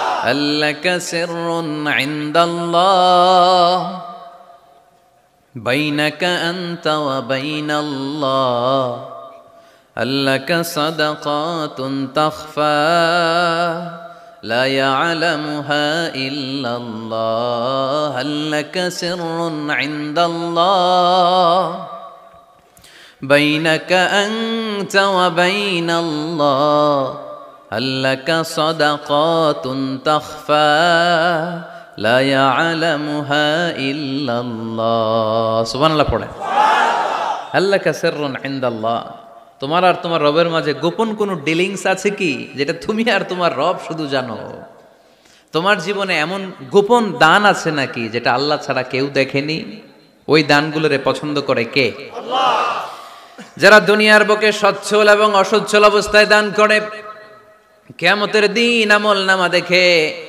তারা অবাক হয়ে যাবে বলবে আল্লাহ এত ভালো কাজ আমি দুনিয়ায় করি নাই হয়তো এটা আমার আমলনামা নয় ফেরেশতারা ভুল করে অন্যের আমলনামা আমাকে দিয়ে দিয়েছে আল্লাহ বলবেন না আমার ফেরেশতারা ভুল করে না ফেরেশতারা ভুল করে নাকি তোমার আমলনামাই তোমার হাতে পৌঁছেছে দানকারী বলবে আল্লাহ এত ভালো কাজ আমি করি নাই কি করে এত আমলের পাহাড় আল্লাহ বলবে ওই যে আমার খুশির জন্য আমার ভালোবাসায় দুনিয়ার বুকে যে তুমি দান করেছো ওই দানের সওয়াবটাকে পাহাড় পরিমাণ বড় করে আমি আল্লাহ নিজ দায়িত্বে তোর আমলনামায় ঢুকিয়ে দিয়েছি সেই বুখারীর বর্ণনা কামা ইউরাব্বি আহাদুকুম ফুলুয়াহু তোমরা তোমাদের গাভী যেমনে পালো বাছুর পালন কারা কারা দেখি লক্ষ্মীপুরে মাশাআল্লাহ অনেক গরু টরু আছে তো এলাকায় ছাগল পালন কারা কারা ওট পালন কারা কারা দেখি ওট নাই তো আল্লাহ রাসূল সাল্লাল্লাহু আলাইহি ওয়াসাল্লাম বললেন তোমরা যেমনি ওটের বাচ্চা পালো বাছুর পালো পেলে পোষে যেমনি বড় করো তোমার ওই ছোট্ট দান ওই দানটা যেহেতু আমার খুশির জন্য দিয়েছিলা ওইটারে আমি পালছি তোমরা যেমনি বাছুর পালছো আমি আল্লাহ তোমার ছোট্ট দানের সওয়াবটাকে পেলেছি পেলে পুষে ইয়া বড় উহুদ পাহাড়ের সমান করে এরপরে তোমার আমলনামায় উঠাইয়া দিছি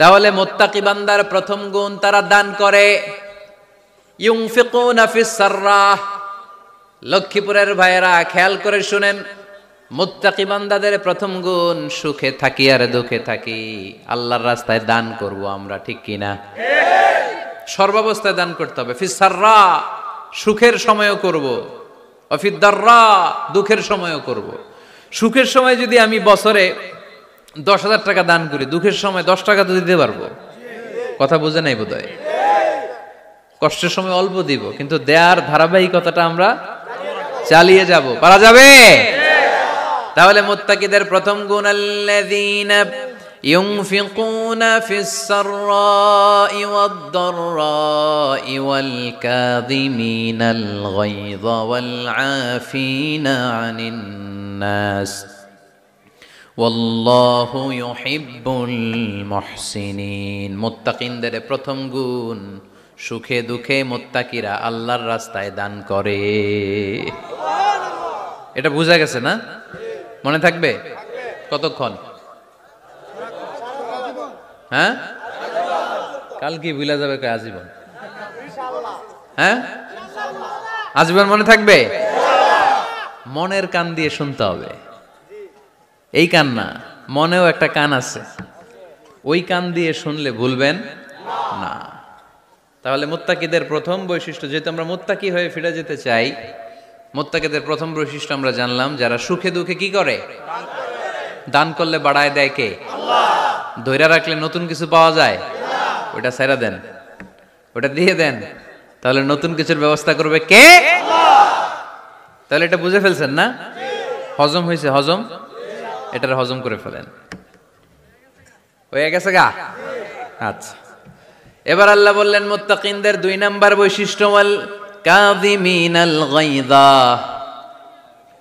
মুত্তাকি বান্দারা তাদের রাগকে হজম করে রাগ সংবরণ করে ক্রোধকে নিয়ন্ত্রণ করে সুবহানাল্লাহ পড়েন এইবার আসছে কঠিন ওয়াজ এবার একজনকে হুজুর এটাই তো পারি না এটাই তো পারি না এটা পারতে হবে আপনাকে মুত্তাকি হতে চাইলে ওয়াল কাযিমিনাল গায়য মুত্তাকিনরা নিজেদের রাগকে সংবরণ করে রাগ হজম করে রাগের সময় নিজের উপর নিয়ন্ত্রণ রাখে। আমাদের অনেকের অনেক রাগ, এত রাগ, রাগের সময় হিতাহিত জ্ঞান থাকে না। এরকম আছে না নাই? রাগ কিন্তু অনেক ভয়ঙ্কর, জানেন? রাগ বেশি কার কার? লক্ষ্মীপুরের দেখি তো, খাইছে আছে তো দেখি, 3-4 জনের রাগ আছে না? বাকি সব আল্লাহর ওলি।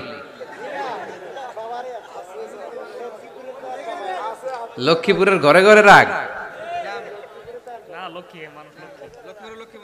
আচ্ছা, লক্ষ্মীপুরের মানুষ অনেক ভদ্র, শান্তশিষ্ট, রাগ টাগ নাই। হ্যাঁ, বাঙ্গালায় তো এই রাগ ভয়ঙ্কর। এটা রাগ কিন্তু ভয়ঙ্কর। মানুষ যখন রাগ করে তখন তার হিতাহিত জ্ঞান থাকে, কি করে কি বলে সে জানে। পৃথিবীর সবাই আমরা রাগী, কেউ কম কেউ বেশি। এটা ভেরি ন্যাচারাল। আমাদের দেহে একটা হরমোন আছে, অ্যাড্রেনালিন বলে আর কি এটাকে। Adrenaline hormone triggers up your bodies fight response. এটা যখন নিঃসরিত হয় দেহ থেকে, আপনার বডি তখন ফাইট করতে মনে চায়। কোপায়ালামো, মাইরালামো তরে, হোতায়ালামো অক্করে, এরকম একটা অ্যাটিটিউড চলে আসে না? এটা ন্যাচারাল। এই অ্যাড্রেনালিন হরমোন যখন নিঃসরিত হয়, এটা আপনার ফাইট রেসপন্সকে ট্রিগার আপ করে। তখন আপনার দেহ খুব উত্তেজিত, ফাইট করতে মনে চায়, এখনই ধরি ওরে। আছে না নাই? তবে এটা ভালো কাজে লাগাইতে হবে। রাগটা পারা যাবে না। রাগ কিন্তু খুব ভয়ঙ্কর। এই রাগের শারীরিক মানসিক অনেক ক্ষতি আছে। হার্ট অ্যাটাক করে অনেকে রাগে, স্ট্রোক করে ফেলে। রাগ হচ্ছে অনেকটা ঝড়ের মতো। কিসের মতো? ঝড় যেমনি একদিক থেকে এসে সব লন্ড ভন্ড করে দিয়ে অন্য দিক দিয়ে ছুটে চলে যায়, যখন ঝড়টা হয় তখনও তো টের পাওয়া যায় না। রাগও তেমন। যখন রাগটা আসে, কি যে করে ফেলছি তখন বোঝা যায় না। রাগ চলে যাওয়ার পরে, মাথা ঠান্ডা হওয়ার পরে তখন বোঝা যায়, হায় রে, এটা কি করলাম। রাগের সময় দিয়ে দিছে তালাক। রাগের সময় কি করছে? রাগ যখন শেষ তখন কয়, হায় হায় বউ, তুমি তো আমার কৈতরি। মারামারি হয়, সম্পর্কের অবনতি হয়, স্বামী স্ত্রীর সম্পর্কের বিচ্ছেদ ঘটে। বাবা ছেলের সাথে রাগ করে না? বাপে কয় দিমু না তোরে, কিচ্ছু দিমু না। পোলায় কয় দিবা না কে? বাপে কয় দিলাম না। পোলায় কয় মারলাম তোমারে। বাপে কয় তোরে ত্যায্য করলাম। পোলা কয় কোপ দিলাম। আছে না নাই? শুনবেন এরকম বাবা ছেলে হতাহতের ঘটনা, হাজব্যান্ড ওয়াইফ ডিভোর্স পর্যন্ত গড়ায়। বন্ধু বন্ধুর সম্পর্ক নষ্ট হয় এই রাগের কারণে। দেখছেন, আল্লাহ যেখানে যত ফোঁটা দেয়া দরকার ওই জায়গায় অত ফোঁটা দেয়। এটার নাম ইসলাম। এজন্য আল্লাহ বললেন, মুত্তাকিদের 2 নাম্বার গুণ, আল কাযিমিনাল গায়জ। মুত্তাকিনরা রাগকে সংবরণ করে, তারা অল্পতে চটে যায় না, তারা হট টেম্পার্ড না, তারা বুঝে শুনে কাজ করে, নিজের ক্রোধ আর রাগকে সংবরণ করতে জানে। সুবহানাল্লাহ পড়ে। আল্লাহ রাসূল বললেন, লাইসা শাদীদু বিসুরআহ, কুস্তি করে যে অন্যকে শোয়ায় ফেলতে পারে সে শক্তিশালী নয়। ইন্নামা শাদীদুল্লাযী ইয়ামলিকু নাফসাহু ইনদাল গাদাব, রাগের সময় যেই ব্যক্তি নিজের উপর নিয়ন্ত্রণ রাখতে পারে আল্লাহর কাছে সেই হলো শক্তিশালী। এক একটা কথার ওজন দেখছেন আল্লাহ রাসূল সাল্লাল্লাহু আলাইহি ওয়াসাল্লামের।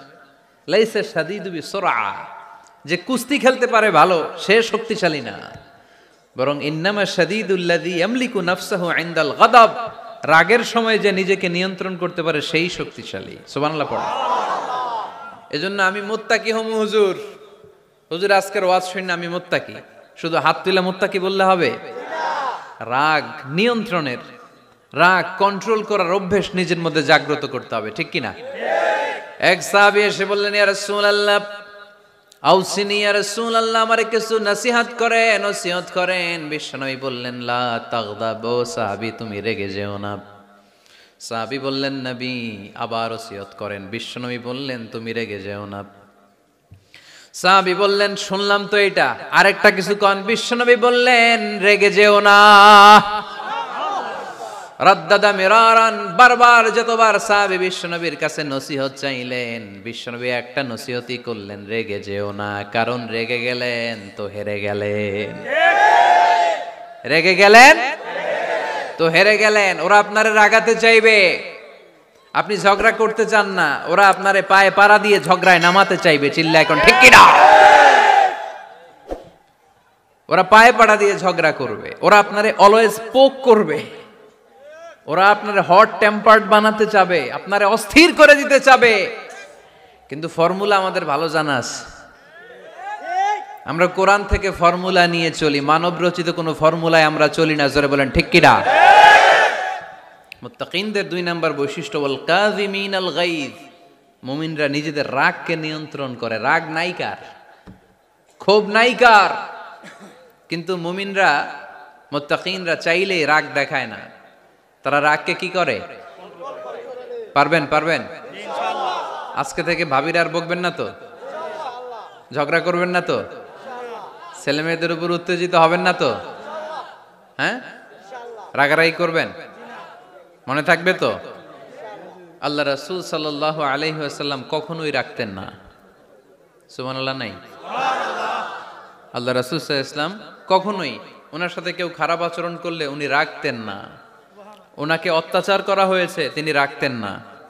জুলুম করা হয়েছে, তিনি রেগে যেতেন না। রাসূল সাল্লাল্লাহু আলাইহি ওয়াসাল্লাম মক্কায় যখন নামাজ পড়তেন, উটের পচা নাড়ি ভুঁড়ি আল্লাহ রাসূল সাল্লাল্লাহু আলাইহি ওয়াসাল্লাম ঘাড়ে আর পিঠের উপর চাপিয়ে দেয়া হতো। আমাদের কার কার পিঠের উপর নামাজ অবস্থায় উটের বা গরুর নাড়ি ভুঁড়ি চাপায়া দেয়া হয়েছে এলাকায়? আছে কেউ? নাই। তায়েফের ময়দানে আল্লাহ রাসূল সাল্লাল্লাহু আলাইহি ওয়াসাল্লাম দাওয়াত দিতে গেলেন, নিজের লাভের জন্য না তায়েফবাসীদের লাভের জন্য? খেয়ে না খেয়ে দিন প্রচারের কাজে নিজেকে দিয়েছ বিলিয়ে, তায়েফের কাফিরেরা চিনল না সে আলো, দুষ্ট ছেলেদের পিছু দিল লেলিয়ে, পাথরের আঘাতে ক্ষত বিক্ষত হয়ে সারা শরীর থেকে রক্ত ঝরে। হে রাসূল তোমাকে ভুলি আমি কেমন করে, হাজার ব্যথা বেদনার পরে। ফিরে আসনি তুমি আপন ঘরে, দিনের আলো তুমি ছড়িয়ে দিতে, চলে গেলে মদিনায় মক্কা ছেড়ে। হে রাসূল তোমাকে ভুলি আমি কেমন করে, হে রাসূল তোমাকে ভুলি আমি কেমন করে। ঠিক কি না? তায়েফের ময়দানে রক্তাক্ত হলেন 3টা জায়গায়, দেখে এসেছি আমি। এখানে আহত করা হলো, আবার উঠে দাঁড়ালেন, আবার পাথর মারা হলো। কোন গায়ে পাথর মেরেছো তোমরা? এরকম সুন্দর শরীর পৃথিবীর কোন দ্বিতীয় মানুষের ছিল নাকি? এত সুশ্রী মানুষ, শুভ্র মানুষ, পরিচ্ছন্ন মানুষ দুনিয়াতে দ্বিতীয়টা ছিল না। এত নুরানি চেহারার মানুষ পৃথিবীতে দ্বিতীয়টা নাই। এই মহানবীকে ওরা পিটিয়ে রক্তাক্ত করেছে, পাথর মেরে রক্তাক্ত করেছে। 3 বার গেছি ওদের লাভের জন্য, ওরা আমারে মারলো। আহা, তারপরও রাসূল সাল্লাল্লাহু আলাইহি ওয়াসাল্লাম কি রেগে গিয়েছেন? কারণ রেগে গেলেন তো হেরে গেলেন। কোনোভাবে রাসূল সাল্লাল্লাহু আলাইহি ওয়াসাল্লাম রাখতেন না। নিজের উপর অত্যাচার আসলে রাসূল সাল্লাল্লাহু আলাইহি ওয়াসাল্লাম রাগেন নাই। আনাস রাদিয়াল্লাহু তাআলা আনহু আল্লাহ রাসূলের খাদেম ছিল। উনি বললেন, কুনতু আমশি মা রাসূলিল্লাহ, আমি একবার রাসূল সাল্লাল্লাহু আলাইহি ওয়াসাল্লামের সাথে কোথাও যাচ্ছিলাম। ওয়া আলাইহি বুরদুন নাজরানি, তখন রাসূল সাল্লাল্লাহু আলাইহি ওয়াসাল্লামের গায়ে ছিল নাজরান থেকে আনা একটা চাদর। আপনারা চাদর পরেন না শীতকালে? রাসূল সাল্লাল্লাহু আলাইহি ওয়াসাল্লাম চাদর পরতেন। রাসূল সাল্লাল্লাহু আলাইহি ওয়াসাল্লাম নাজরান দেশ থেকে আনা একটা চাদর পরেছেন, গলিজুল হাশিয়া, যেই চাদরের এই কর্নারের ডিজাইনটা ছিল খসখসে। কি ছিল? হঠাৎ এক বেদুইন এসে রাসূল সাল্লাল্লাহু আলাইহি ওয়াসাল্লামের চাদর ধরে টান দিল। টান দেওয়ার সাথে সাথে রাসূল সাল্লাল্লাহু আলাইহি ওয়াসাল্লামের ঘাড়ের এই চামড়া ছিঁড়ে গেল। এই খসখসে যেহেতু ডিজাইন চাদরের, ওই খসখসে ডিজাইন ঘাড় আর কাঁধের এখানে যখন টান খেলো, ওই খসখসে ডিজাইনের দাগ বসে গেল, রাসূলের চামড়া ছিঁড়ে গেল ঘাড়ের। সে টান দিয়ে বলে, ইয়া মুহাম্মদ মুরলি মিন মালিল্লাহ, আসছে ভিক্ষা করতে। মূলত ভিক্ষা চাওয়ার ডিজাইন দেখছেন? যার কাছে ভিক্ষা চাবে চাদর ধরে টান, এসে বলে বেদুইন তো, এদের মধ্যে সভ্যতা ছিল না। ইয়া মুহাম্মদ, ও মুহাম্মদ মুরলি মিন মালিল্লাহ, ও মুহাম্মদ আমার খাওয়ার মতো টাকা নাই, তুমি আদেশ করো বাইতুল মাল থেকে যেন আমারে কিছু টাকা দেয়।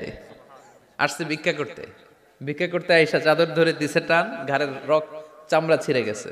রাসূল সাল্লাল্লাহু আলাইহি ওয়াসাল্লাম ব্যথা পেয়েছেন। ফালতাফাতা ইলাইহি রাসূলুল্লাহ, আল্লাহ রাসূল সাল্লাল্লাহু আলাইহি ওয়াসাল্লাম তার দিকে তাকালেন, তাকিয়ে ফাদহিক, একটা মুচকি হাসি দিলেন। আমি রাস্তা দিয়ে চাদর গায়ে দিয়ে হাঁটতেছি, এক ফকির আইসা কয় ভিক্ষা দেন, টাকা দেন বলে আমার চাদর টান দিছে, আর ওই চাদরে আমার ঘাড়ের চামড়া ছিঁড়ে গেছে। কি করব আমি? আপনি কি করবেন? হ্যাঁ, কোনি? আচ্ছা, তা আমরা ঠিকই ওরে ধরে মাইর দিতাম, তাই না? আজকে ওর একদিনকে আমার একদিন ভর্তা বানায় ফেলতাম ওরে পিটায়া, রাগের চোটে, ঠিক কিনা? আল্লাহ রাসূল সাল্লাল্লাহু আলাইহি ওয়াসাল্লাম try to think about it, try to ponder on the story. এই moral of the story কি? রাসূল সাল্লাল্লাহু আলাইহি ওয়াসাল্লামের প্রফেটিক স্টোরি থেকে আপনাকে ভাবতে হবে। ভিক্ষা করতে এসে চাদর ধরে টান দিয়ে ঘাড়ের চামড়া ছিঁড়ে ফেলেছে, রাসূল তাকিয়ে মুচকি হাসি দিলেন। মুচকি হাসি দিয়ে বললেন, যাও বাইতুল মাল থেকে কিছু সম্পদ ধরে দিয়ে দাও। কি নবী ছিলেন! তার মানে উনার গায়ে যত আঘাতই আসতো কখনো উনি রাখতেন, তবে মাঝে মাঝে রাখতেন। যদি আল্লাহর বিধান লঙ্ঘিত হতো তখন বিশ্বনবী রেগে যেতেন। আল্লাহর জমিনে আল্লাহর বিধান লঙ্ঘিত হলে এই লোকটা রেগে যেতেন, প্রিয় নবী, তখন সহ্য করতেন না। এক সাহাবী এসে বললেন, ইয়া রাসূলুল্লাহ, এমন ইমাম পাঠিয়েছেন আমাদের এলাকায়, বড় বড় সূরা দিয়ে নামাজ পড়ায়, এত বড় সূরা দিয়ে পড়ে, তার পিছনে দাঁড়িয়ে থাকার ক্ষমতা আমার নাই। এই কথা শুনে বিশ্বনবী রেগে গেলেন, কারণ ইসলামের বিধান এখানে লঙ্ঘিত হচ্ছে, ঠিক কিনা?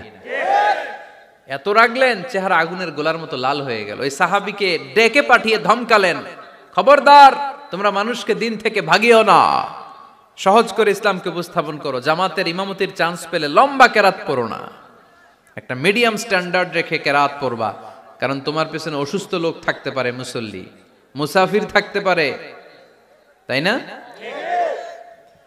আবার মদিনাতে বনু মাখজুমিয়া গোত্রের এক নারী চুরিতে ধরা পড়ল। কিসে? চুরির বিধান কি? السارق والسارقة فاقطعوا أيديهما جزاء بما كسبا نكالا من الله والله عزيز حكيم। চোর বা চুন্নি দামি কোনো জিনিস যদি চুরি করে নেয় তাহলে তার হাত কেটে দাও। If anyone steal something precious from the society, the government should cut down his right hand. Government কাটবে, আপনি কাটেন না। আবার মুরগি একটা চুরি করছে, দইরা রামদা দিয়ে এক কোপ, এরকম করা যাবে না, ওটা গভর্নমেন্ট করবে। তো রাসূল সাল্লাল্লাহু আলাইহি ওয়াসাল্লাম ছিলেন চিফ অফ দা গভর্নমেন্ট, রাসূল সাল্লাল্লাহু আলাইহি ওয়াসাল্লাম ডান হাত কেটে দিবে। কিন্তু যেই মেয়েটা চুরি করছে এলাকার খুব সম্ভ্রান্ত বংশের মেয়ে, অনেক সময় হয় না এমপির মেয়ে, চেয়ারম্যানের মেয়ে, বড় বিজনেস ম্যাগনেটের মেয়ে, ছেলে অন্যায় করে ফেলছে একটা, আছে না নাই? এখন সাহাবীরা দেখলেন মদিনায় যদি বিশ্বনবী এই চুরির বিচার কার্যকর করে মেয়েটার হাত কেটে দেয়, এই মেয়েটার সম্ভ্রান্ত বংশের লোকেরা বিশ্বনবীর উপর চড়াও হবে, নতুন করে দাঙ্গা বাঁধবে, সবাই যে বিশ্বনবীর কাছে বলবে, কিন্তু কেউ সাহস পায় না।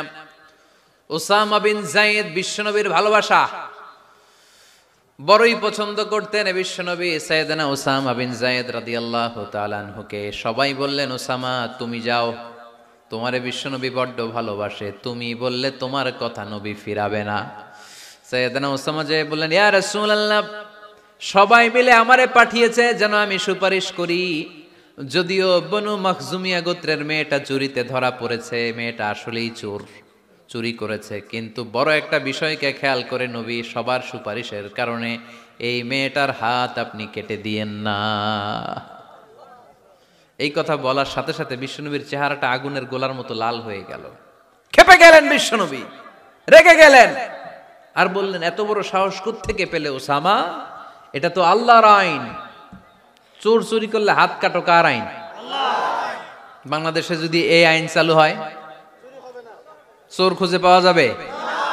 দেশের টাকা যারা চুরি করে এদেরকে পাওয়া যাবে? পেঁয়াজের দাম যারা বাড়ায় এদের খুঁজে পাওয়া যাবে? মজুদদারদেরকে আর খুঁজে পাওয়া যাবে না, সব চোর মানুষ হয়ে যাবে, ঠিক কিনা? একটা বিচার যদি করে, সরাসরি সম্প্রচার, সব টিভিতে লাইভ ব্রডকাস্ট, আমরা দেখলাম চোরের হাত কাটতেছে কিভাবে, এরপরে চুরি করার আগে 10 বার ওর আত্মা কেঁপে উঠবে। রাসূল সাল্লাল্লাহু আলাইহি ওয়াসাল্লাম বললেন, এটা আল্লাহর আইন। কেমন করে তুমি সুপারিশ করো আল্লাহর আইন থামানোর জন্য?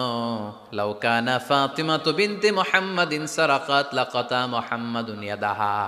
আজকে আমার কলিজার টুকরা নয়নের পুটুলি ফাতেমাও যদি চুরিতে ধরা পড়তো, আমি ফাতেমার হাতটা কেটে দিতে 1 সেকেন্ডও দেরি করতাম না। আমার মেয়ে ফাতেমাও যদি চুরি করতো, আমি হাত কেটে দিতে দেরি করতাম। রেগে যেতেন প্রচন্ড, এমনি রাখতেন না।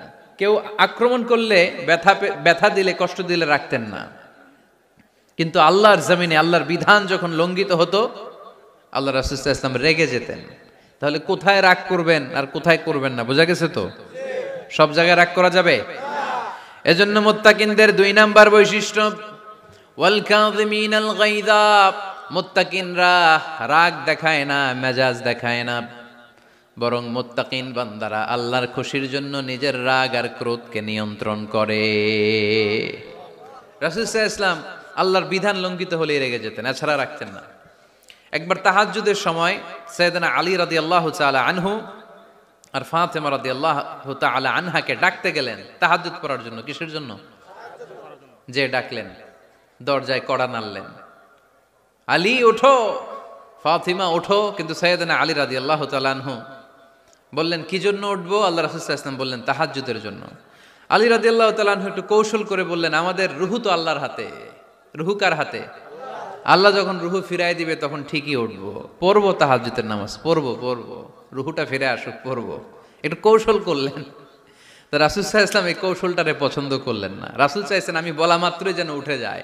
রাসূল সাল্লাল্লাহু আলাইহি ওয়াসাল্লাম তখনও রেগে গেলেন। বুখারীর বর্ণনা, তিনি ফিরে আসতেছিলেন আর রাগে নিজের রানের মধ্যে চাপড়াচ্ছিলেন এরকম, ওয়াকারাল ইনসানু আকসারা শাইইন জাদালা। আরে মানুষ কত ঝগড়া করতে জানে, আরে মানুষ কত তর্ক করতে জানে, মানুষ যে কত ঝগড়া করে, মানুষ যে কত তর্ক করে, নিজের উপর নিজে ঝাল মিটাচ্ছিলেন রানের মধ্যে চাপড়াতে চাপড়াতে। সুবহানাল্লাহ পড়ে। আক্রমণ করলে রাখতেন না, ওটের নারী ভুঁড়ি চাপিয়ে দিলে রাখতেন না, কিন্তু ধর্মীয় বিধান লঙ্ঘিত হলে বিশ্বনবী রেগে যেতেন, চিল্লা এখন সুবহানাল্লাহ। এজন্য মুত্তাকিদের 2 নাম্বার বৈশিষ্ট্য, আল কাযিমিনাল গায়দ, রাগকে সংবরণ করতে হবে, রাগ দেখানো যাবে না। রাগ দেখাবেন, কি করবেন?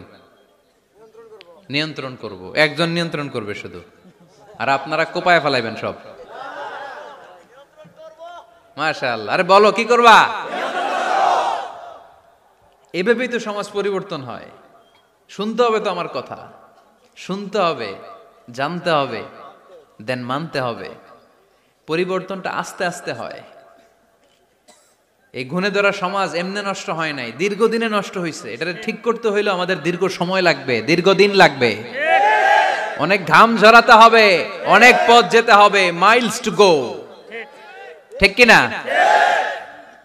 তাহলে রাগ দেখানো যাবে না। রাগকে কি করব? কন্ট্রোল করব। সবাই রাজি? যারা হাত তুলছিলা যে আমার রাগ বেশি, তোমাদের জন্য tips, how to control anger, কিভাবে রাগ কমাতে হয়। আল্লাহ রাসূল সাল্লাল্লাহু আলাইহি ওয়াসাল্লাম এটাও শিখাই দিছে। শুধু হুজুরে কইছে সুবহানাল্লাহ। সুবহানাল্লাহ বললে কি গুনাহ হবে? একবার সুবহানাল্লাহ বললে আকাশের জমিনের মাঝখানে সব ফাঁকা জায়গাটা সওয়াব দিয়ে ওই সওয়াব আল্লাহ আপনার আমলনামায় ঢুকায় দিবে। খুব চালাক এই এলাকার লোকেরা, সওয়াবের কথা শুই না, লাভ শুই না। সুবহানাল্লাহ, লাভ আছে যেখানে আমরা আছি। তো হাউ টু কন্ট্রোল অ্যাঙ্গার, কিভাবে রাগ থামাবো? যেহেতু মুত্তাকিনদের 2 নাম্বার বৈশিষ্ট্য ওয়াল কাযিমিনাল গায়জ, মুত্তাকিদের বৈশিষ্ট্য তারা রাগকে নিয়ন্ত্রণ করে। আল্লাহ রাসূল শিখাই দিলেন, 4টা পদ্ধতি শিখালেন রাগ কমানোর। কয়টা মনে থাকবে? অ্যাপ্লাই করবো এগুলো, দেখবো আজকে থেকে রাগ কমে কিনা। পারা যাবে? 2 সাহাবী বিশ্বনবীর সামনে ঝগড়া লাগলেন। কথা কাটাকাটি, কথার পিঠে কথা, কথার নাম লতা। কথা বলতে বলতে ঝগড়া লাগতে লাগতে এক সাহাবী রেগে মেগে আগুন, মারামারির জন্য উদ্ধত হলেন। বিশ্বনবী দেখলেন ওই সাহাবীর চেহারাটা একেবারে আগুনের গোলার মতো লাল হয়ে গিয়েছে। বিশ্বনবী বললেন, ইন্নী লা আ'লামু কালিমাতান, আমি এমন একটা বাক্য জানি, এই রাগান্বিত সাহাবী যদি এখন এই বাক্যটা পড়া শুরু করে দেয়, তার রাগটারে নিমিষেই ঠান্ডা বানাইয়া দিবে কে? ওই সাহাবী বললেন, ইয়া রাসূলুল্লাহ, কি সেই বাক্য আমারে শিখাইয়া দেন। বিশ্বনবী বললেন, পড়ো, আউযু বিল্লাহি মিনাশ শাইতানির রাজীম। আবার পড়েন, আউযু বিল্লাহি মিনাশ শাইতানির রাজীম। সুবহানাল্লাহ। রাগ কমানোর দোয়া, সহিহ হাদিস। ওই সাহাবী যদি এই বাক্যটা পড়ে তার রাগ কমে যাবে। বাক্যটা হচ্ছে আউযু বিল্লাহি মিনাশ শাইতানির রাজীম, বিতাড়িত শয়তানের কাছ থেকে আল্লাহর কাছে পানাহ চাচ্ছি, প্রোটেকশন চাচ্ছি। বলতে দেরি, রাগ থামতে দেরি হবে না। টিপস নাম্বার 1 মনে থাকবে তো?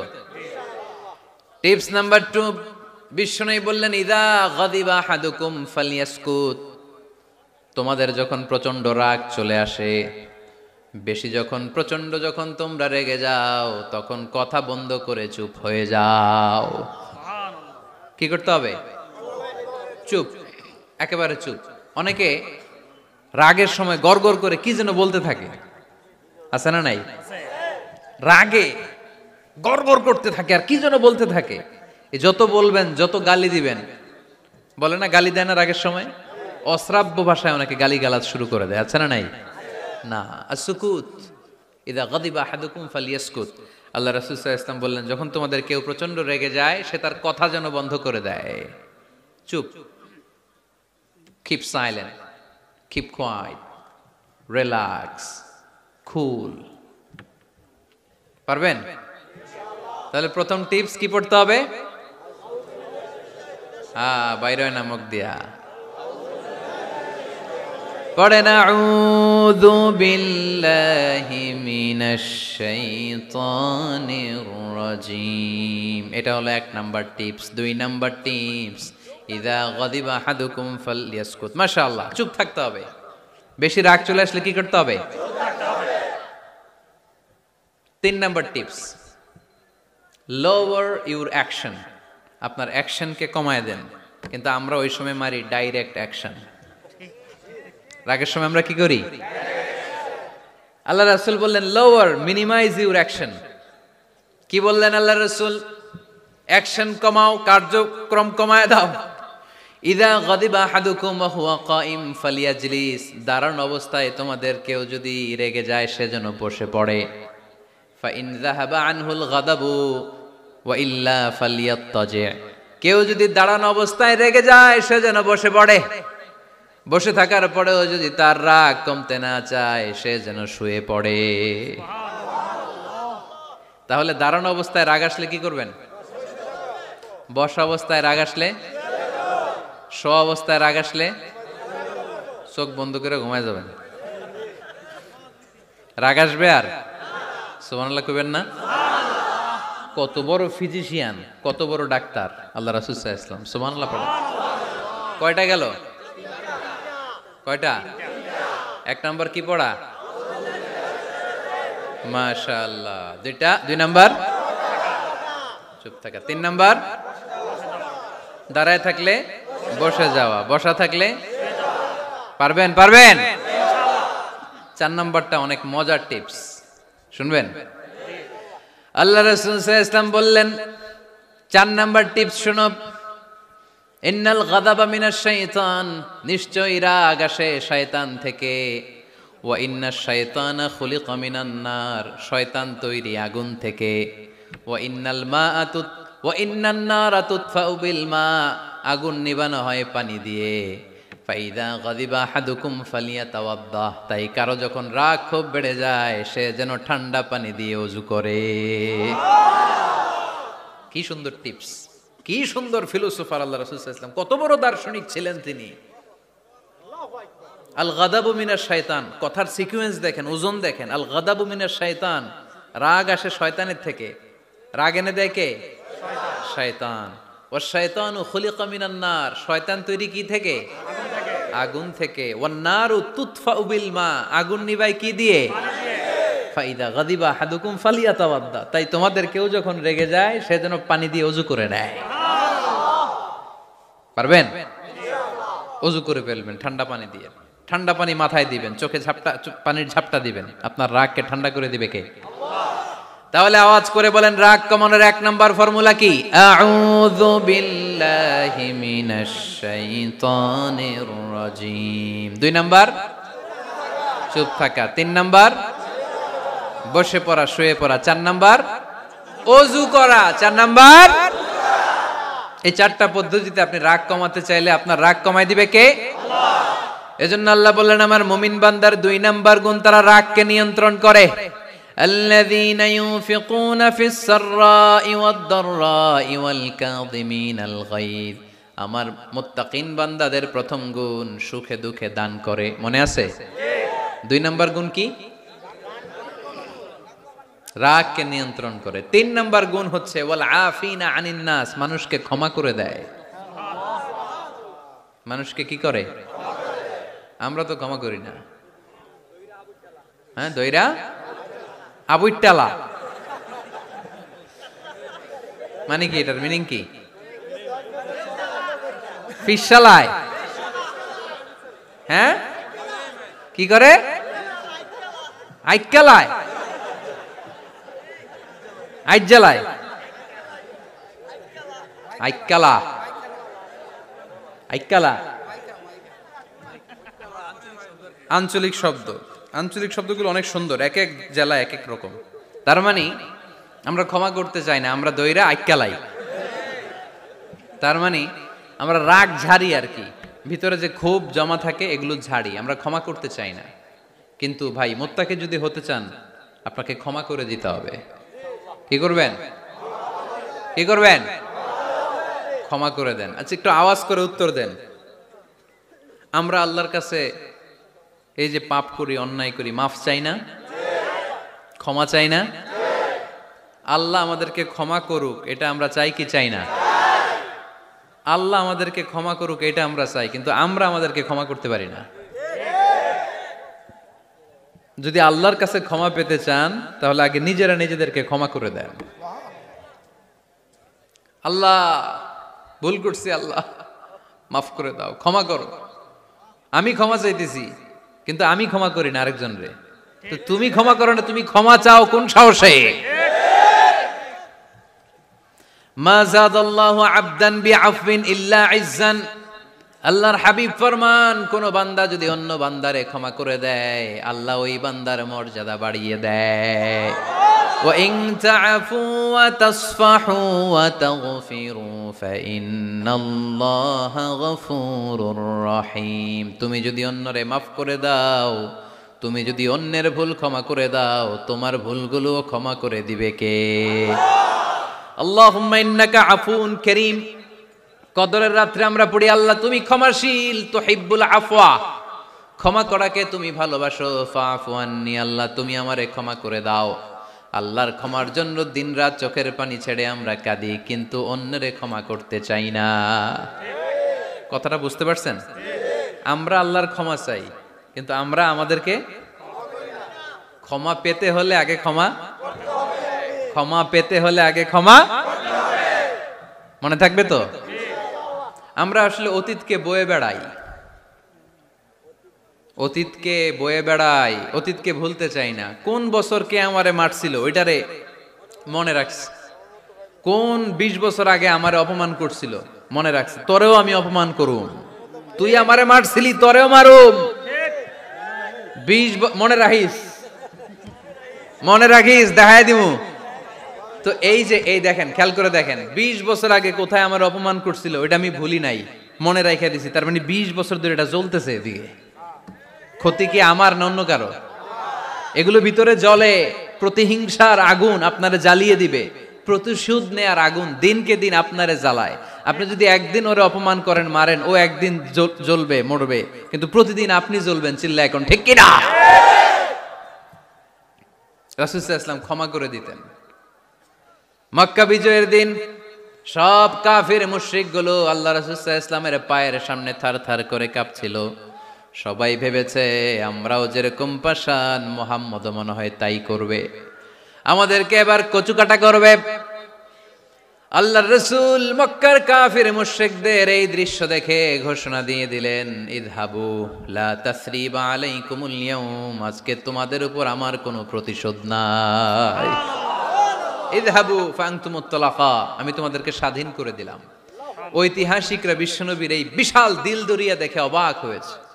তারা বলতে বাধ্য হয়েছে, in the long history of the world there is no instance of magnanimity and forgiveness which was showed by Muhammad sallallahu when all of his enemies laid under his feet and he forgave them one and all. পৃথিবীর ইতিহাসে ক্ষমার এরকম নজির কোনো মানুষ দেখাতে পারে নাই। যখন তার ঘোর শত্রুরা তার পায়ের সামনে বসে থারথার করে কাঁপছিল, তিনি চাইলেই পিষে মারতে পারতেন, কিন্তু তা না করে তিনি ক্ষমা করে দিয়েছেন। কি করবেন? ওয়ালা আফিনা আনিন নাস, মুত্তাকি বান্দার 3 নাম্বার বৈশিষ্ট্য, মুত্তাকি বান্দারা ক্ষমা করে দেয়। তারা মনের মধ্যে হিংসা, রাগ এগুলো পুষে রাখে না। সুবহানাল্লাহ পড়েন। যারা ক্ষমা করে এরা অনেক ভালো থাকে ভাই, জানেন? আপনি ক্ষমা করে দিলে আপনি শান্তিতে থাকবেন। আপনি যদি আপনার ব্যাড এক্সপেরিয়েন্স, তিক্ত অভিজ্ঞতা, কে আপনারে গালি দিছিল, কষ্ট দিছিল, সবসময় এগুলো বয়ে বেড়ান, it will burn yourself inside. এগুলো আপনার ভিতরে জ্বালায় পড়ে সারখার করে দিবে। আর যদি ভুলে যান, জায়গায় মাফ করে দেন, তাহলে শোধবোধ সব শেষ। আমি আছি শান্তিতে, ঠিক কি না? আমরা শান্তি চাই কি চাই না?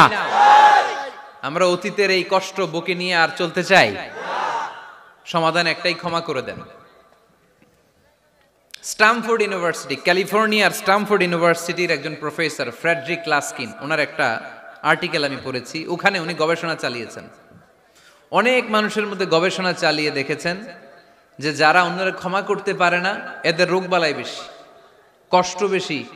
আর যারা সহজে ক্ষমা করে দেয়, এরা সবসময় শান্তিতে থাকে। এটা পরীক্ষিত, এটা ওনার একটা রিসার্চ। এরপর আমেরিকাতে একটা স্টেট আছে ম্যাসাচুসেট। এই ম্যাসাচুসেট জেনারেল হসপিটালে একজন পৃথিবী বিখ্যাত সাইকিয়াট্রিস্ট বসে, মনোবিজ্ঞানী, নাম হচ্ছে প্রফেসর হারবার্ট বেনসন। এই হারবার্ট বেনসন উনিও ওনার সব রোগীদেরকে দিয়ে একটা ফর্ম পূরণ করায়। সেখানে উনি কিছু কোশ্চেনার ছুড়ে দেয়, প্রশ্ন করে আর উত্তর নেয়।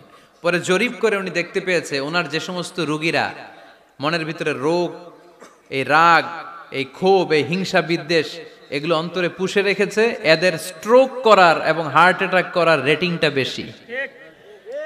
এরা মেন্টাল স্ট্রেসে ভোগে বেশি। আর যারা সহজে ক্ষমা করে দেয়, মাফ করে দেয়, এদের মধ্যে এই রোগ বালাই নাই। যেরকম সুবহানাল্লাহ। এজন্য আল্লাহ বললেন মুত্তাকিনদের 3 নাম্বার বৈশিষ্ট্য, মুত্তাকিনরা আল্লাহর কাছে যেমনি ক্ষমা চায়, তারা নিজেরাও অন্যদেরকে তেমনি ক্ষমা করে দেয়। ওয়াল আফিনা আনিন নাস, আজকে থেকে আমরা মানুষের ক্ষমা করে দিব। কারো জন্য অন্তরে কোনো হিংসা বিদ্বেষ পুষে রাখা যাবে? অনেকে এগুলো ভুলতে চায় না, পেলে পুষে বড় করে, আর ভিতরে খালি জ্বলে। ভিতরে কি করে?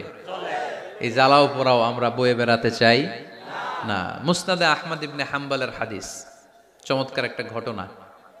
কানগুলো খরগোশের কানের মতো খাড়া করে শোনেন। আল্লাহ রাসূল সাল্লাল্লাহু আলাইহি ওয়াসাল্লাম কোন একটা মজলিসে একজন আনসারী সাহাবীর ব্যাপারে ঘোষণা দিল। বলল, এখন যে সাহাবী এসে বসবে সে সাহাবী জান্নাতি। আনসারী সাহাবী এসে বসলো, সবাই তো অবাক। আমাদের কারো ব্যাপারে বিশ্বনবী এই কথা বলল না, এই আনসারী সাহাবী জান্নাতি। আবার কয়েকদিন পরে আরেকটা মজলিসে বিশ্বনবী আবার ঘোষণা দিলেন, এই মুহূর্তে এমন একজন সাহাবী এসে এইখানে বসবে, এই সাহাবীটা জান্নাতি। সবাই খেয়াল করে দেখলো, আগের মজলিসে যেই লোকটাকে বিশ্বনবী জান্নাতি বলে ঘোষণা দিয়েছে, আজকেও ওই সাহাবী এসে ওই জায়গায় বসেছে। তৃতীয় দিন আবার বিশ্বনবী বললেন, এখন একজন সাহাবী এখানে এসে বসবে, সে জান্নাতি। সবাই খেয়াল করে দেখলো ওই সাহাবীটাই আবার এসে বসেছে।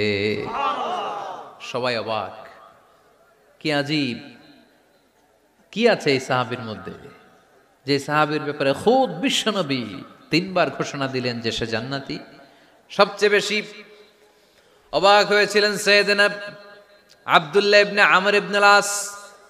মনে মনে ভাবলেন এটা তো চারটেখানে কোনো কথা না, বিশ্বনবীর অ্যানাউন্সমেন্ট। দুনিয়ার বুকে বিশ্বনবী 3 বার এই আনসারী সাহাবীকে জান্নাতি বলে ঘোষণা দিয়েছে, নিশ্চয়ই এই সাহাবীর এমন বিশেষ কোনো আমল আছে, এমন বিশেষত্ব আছে যেটা আমাদের মধ্যে নাই। যেমন করেই হোক এই সাহাবীর ভেতরের সব খবর আমার জানতে হবে। সাইয়েদনা আব্দুল্লাহ ইবনে আমর ইবনে আস একবার পরিকল্পনা করে ওই সাহাবীর বাড়িতে চলে গেলেন, যে বললেন, ভাই আমার আব্বার সাথে কয়েকদিন ধরে ঝগড়া, আমার ঘরে থাকতে মন চাচ্ছে না, তোমার বাসায় মেহমান হয়ে এসেছি, যদি তুমি অনুমতি দাও তোমার বাড়িতে 3 দিন মেহমান হয়ে আমি থাকতে চাই। কখন এই আনসারী সাহাবী কি করে, 1 দিন 2 দিন 3 দিন পর্যন্ত ফলো করার পরে সাইয়েদনা আব্দুল্লাহ ইবনে আমর ইবনে আস এমন কোন বিশেষ আমল এই সাহাবীর মধ্যে খুঁজে পায় নাই। 3 দিন গভীরভাবে পর্যবেক্ষণ, অবজারভেশনের পরে বিশেষ কোনো আমল ওনার চোখে পড়ে নাই। এবার 3 দিন পরে তো চলে যাবার পালা, ঠিক কিনা? এবার তিনি সোজা সাপটা আনসারী সাহাবীর কাছে যে ভিতরের কথা খুলে বলে ফেললেন। বললেন, ও ভাই, আসলে আমার বাবার সাথে এমন বড় কোনো ঝগড়া আমার হয় নাই যে কারণে বাড়ি থেকে বের হয়ে তোমার মেহমান আমার হওয়া লাগবে। আমি বিশেষ এক উদ্দেশ্যে এসেছি। কি উদ্দেশ্য? আব্দুল্লাহ ইবনে আমর ইবনে আস এবার বলতে আরম্ভ করলেন, আমরা খেয়াল করেছি 3টা মজলিসে বিষ্ণু ঈসা ইসলাম তোমাকে জান্নাতি বলে ঘোষণা করেছে।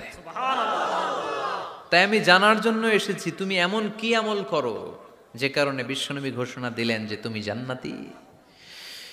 কি এমন বিশেষ আমল আছে তোমার, আমার একটু বলো, আমি ওই আমল করে জান্নাতি হতে চাই। আল্লাহু আকবার। এবার আনসারী সাহাবী মুখ খুললেন, উনি বললেন, ও ভাই আব্দুল্লাহ ইবনে আমর ইবনে আস, এমন কোনো বিশেষ আমল আমার নাই। হালাল পন্থায় রুজি করি, ব্যবসা করি, নামাজের সময় নামাজ পড়ি, রাতে এসে ঘুমিয়ে যাই, ফজরের আগ দিয়ে উঠে তাহাজ্জুদ পড়ি, সময় মতো জিকির আজকার করি, কোরআন তেলাওয়াত করি, কিছু দান সদকা করি। সবাই যা করে আমিও তাই করি, স্পেশাল কোনো আমল আমার জীবনে নাই। তবে আব্দুল্লাহ ইবনে আমর ইবনে আস, শুনে রাখো, একটা কাজ আমি প্রতি রাতে করি, হয়তোবা এ কারণেও বিশ্বনবী আমার ব্যাপারে এমন ঘোষণা দিতে পারে। আব্দুল্লাহ বললেন, ও আনসারী সাহাবী, কি কাজ তুমি করো? এবার আনসারী সাহাবী বলতে লাগলেন, প্রতি রাতে যখন আমি আমার বিছানায় ঘুমোতে যাই, আমি কারো ব্যাপারে কোনো রাগ, কোনো হিংসা, কোনো ক্ষোভ অন্তরে নিয়ে ঘুমাতে যাই না। ওই দিন যার সাথে যা হয়েছে সবাই রে মাফ করে দিয়ে মিটমাট করে একটা প্রশান্ত অন্তর নিয়ে আমি বিছানায় ঘুমাতে যাই। ওই দিনে কেউ আমার গালি দিছে, কেউ আমার বকা দিছে, কেউ আমার বিরুদ্ধে মিছিল করছে, উল্টা পাল্টা যে যাই করুক না কেন, আমি কিচ্ছু মনে রাখি না।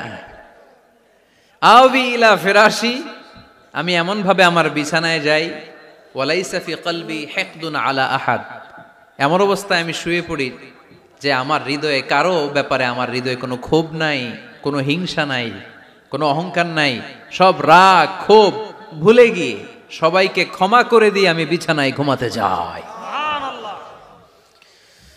এজন্য বিশ্বনবী এই সাহাবীকে 3টা মজলিসের ভরা মজলিসের মধ্যে জান্নাতি বলে ঘোষণা করেছে। এই হাদিস থেকে শিক্ষা হলো, আমরাও যদি প্রতি রাতে বিছানায় ঘুমোতে যাওয়ার আগে সবাই রে মাফ করে দিয়ে মনের যত ক্ষোভ জ্বালা যন্ত্রণা আছে সব ভুলে যে বিছানায় ঘুমাতে পারি, এই সাহাবীর মতো আমাদেরকেও জান্নাতি হিসেবে কবুল করবে কে? পারবেন আজকে থেকে? ইনশাআল্লাহ। বিছানায় যাওয়ার আগে কি করবেন? আজকে সবাইরে মাফ করে দিব। যে আমার উপর জুলুম করছে ওই বিচার আল্লাহ করবে। কে কি বললো ওটা দেখার দরকার নাই। কারো ব্যাপারে কোনো ক্ষোভ, কোনো তিক্ত অভিজ্ঞতা, জ্বালা যন্ত্রণা অন্তরে রাখবেন? রাখলে লাভ না লস? এটা আরো জ্বালা দিবে আমারে, এটা আরো ভেতর থেকে কষ্ট দিবে। It will burn me inside, ভিতরে জ্বালিয়ে পুড়িয়ে শেষ করে দিবে। এগুলো বয়ে বেড়াতে চাই না আমি সব মাফ করে দিতে চাই। চিল্লায় বলো ঠিক কিনা? এজন্য আল্লাহ বললেন, আমার মুত্তাকিন বান্দাদের 3 নাম্বার বৈশিষ্ট্য, তারা অন্যের প্রতি রাগ ক্ষোভ অন্তরে পুষে রাখে না। অন্তরে রাগ ক্ষোভ জ্বালা পেলে পুষে রাখে না, বরং সবাইকে মুত্তাকি বান্দারা ক্ষমা করে দেয়। পারা যাবে? কি করবেন? ক্ষমা করব। কি করবেন? 3টা গেল, আর কয়টা? 2 মিনিটে শেষ করে দেবেন ইনশাআল্লাহ। মোট মুত্তাকিনদের বৈশিষ্ট্য কয়টা? হ্যাঁ, গেছে কয়টা? 1 নম্বরটা কি ছিল বলেন? মাশাআল্লাহ, সুখে দুঃখে। সুখে দুঃখে সবসময় দান করা। 2 নাম্বার, রাগকে নিয়ন্ত্রণ করা। 3 নাম্বার, ক্ষমা করে দেয়া। এই কাজগুলো যারা করে তাদেরকে আল্লাহ পছন্দ করে। আল্লাহ বললেন ওয়াল্লাহু ইউহিব্বুল মুহসিনিন। অন্যের প্রতি যারা ইহসান করে তাদেরকে পছন্দ করে কে? আল্লাহ। মুত্তাকিনদের 4 নাম্বার বৈশিষ্ট্য, ওয়াল্লাযীনা ইযা ফাআলু ফাহিশাতান আও যালামু আনফুসাহুম যাকারুল্লাহা ফাস্তাগফিরু লিযুনুবিহিম ومن يغفر الذنوب إلا الله সুবহান আল্লাহ। 4 নাম্বার বৈশিষ্ট্য, মুত্তাকিরা যদি কোনো অশ্লীল কাজ করে, অশ্লীল কাজ হয়ে যেতে পারে না? যুবক ভাইরা, তোমাদের ওয়াজ ভুল হইতে পারে। ভুল করে পরকীয়ায় জড়ায় গেছো, বিবাহ বহির্ভূত সম্পর্কে জড়ায় গেছো, খারাপ সম্পর্কে জড়ায় গেছে কেউ, অশ্লীল কাজ করে ফেলছে, ব্লু ফিল্ম দেখে ফেলছে, নিজের উপর নিজে জুলুম করে ফেলছে, ক্ষমার দরজা মনে হয় বন্ধ। হ্যাঁ, খোলা আছে না নাই? আল্লাহ বললেন আল্লাযীনা ইযা ফাআলু ফাহিশাতান আও যালামু আনফুসাহুম। মুত্তাকিনরা যেহেতু মানুষ, ভুল তাদের হতেই পারে, ভুলের ঊর্ধ্বে কেউ না, ঠিক কি না? মুত্তাকিনরা যদি ভুল করে ফেলে, অন্যায় করে ফেলে, অশ্লীল কাজ করে ফেলে, স্মরণ হওয়া মাত্রই যাকারুল্লাহ, তারা আল্লাহর স্মরণ করে। They return back to their lord, তারা আল্লাহর দিকে ফিরে আসে। তারা পাপের জন্য অনুতপ্ত হয়, কারণ সবাই পাপী। কথা কন, পাপ করেন নাই এরকম আল্লাহর ওলি কারা কারা দেখি? পিছনেও নাই। পৃথিবী না জানুক আমি তো জানি, পৃথিবী না জানুক আমি তো জানি, আমি কি পাপ করেছি হায়। সবার জানা আছে না? পাপ আছে না নাই? আমার পাপের করলে বিচার, বাচার আমার নাই উপায়, দয়াময় প্রভু মাফ করো আমায়, মাফ করো আমায়। পড়েন আমিন। তার মানে মুত্তাকিনদের 4 নাম্বার বৈশিষ্ট্য, মুত্তাকিরা যদি কোনো পাপ করে ফেলে, যাকারুল্লাহ, সাথে সাথে স্মরণ করে কারে? আল্লাহ। অনুতপ্ত হয়, ফাস্তাগফিরু লিযুনুবিহিম, তারা তাদের পাপের জন্য আল্লাহর কাছে ক্ষমা চায়। ভুল আমাদের হতে পারে, সবাই পাপী, পাপীর ঘরের পাপী, ঠিক কিনা? আমি পাপী, আমার বাবা পাপী, আমার দাদা, আমার 14 গোষ্ঠী পাপী। কিন্তু পাপীদের মধ্যে বিশ্বনবী বলেন শ্রেষ্ঠ পাপী ওই পাপী যেই পাপী পাপ করার পরে তওবা করে কার কাছে? মুত্তাকিদের ভুল হতে পারে, যেহেতু মানুষ, যদি ভুল করে ফেলে তারা অনুতপ্ত হয়, আল্লাহর কাছে ক্ষমা চায়, কারণ তারা জানে, ওয়া মাইয়া গফিরুয যুনুবা ইল্লাল্লাহ। মুত্তাকিরা জানে আল্লাহ ছাড়া ক্ষমা করার কেউ নাই। আমাদেরকে মাফ করে কে? ক্ষমা করে কে? যদি ভুল হয়ে যায়, অন্যায় হয়ে যায়, পাপ হয়ে যায়, চোখের পানি ছেড়ে দিয়ে আল্লাহরে ডেকে বলেন, আল্লাহ আমি ছাড়া তোমার গোলামের অভাব নাই, আমি ছাড়া তোমার বান্দার অভাব নাই, আমি ছাড়া তোমার অনেক বান্দা, কিন্তু তুমি ছাড়া আমার কোনো রব নাই। আমি ছাড়া তোমার বান্দা বান্দির অভাব দুনিয়ার বুকে নাই, কিন্তু তুমি ছাড়া আমার দ্বিতীয় কোনো রব আছে নাকি? দুনিয়ার বুকে কারো কাছে যদি কোনো জিনিস নিয়ে যাই, ফিরিয়ে দিলে আরেকজনের কাছে যাওয়া যায় কি যায় না? কারো কাছে কিছু চাইলাম দিল না, অন্যের কাছে যে চাওয়া যায় কি যায় না? কিন্তু আল্লাহর কাছে যখন ক্ষমা চাই, আল্লাহ যদি আমাদেরকে ফিরিয়ে দেয়, অন্য কারো কাছে যে চাওয়ার সুযোগ আছে নাকি? কারণ আমাদের রব একজন, সেজদা দেয় একজন রে, চিল্লায় বলতে হবে তিনি কে। ومن يغفر الذنوب إلا الله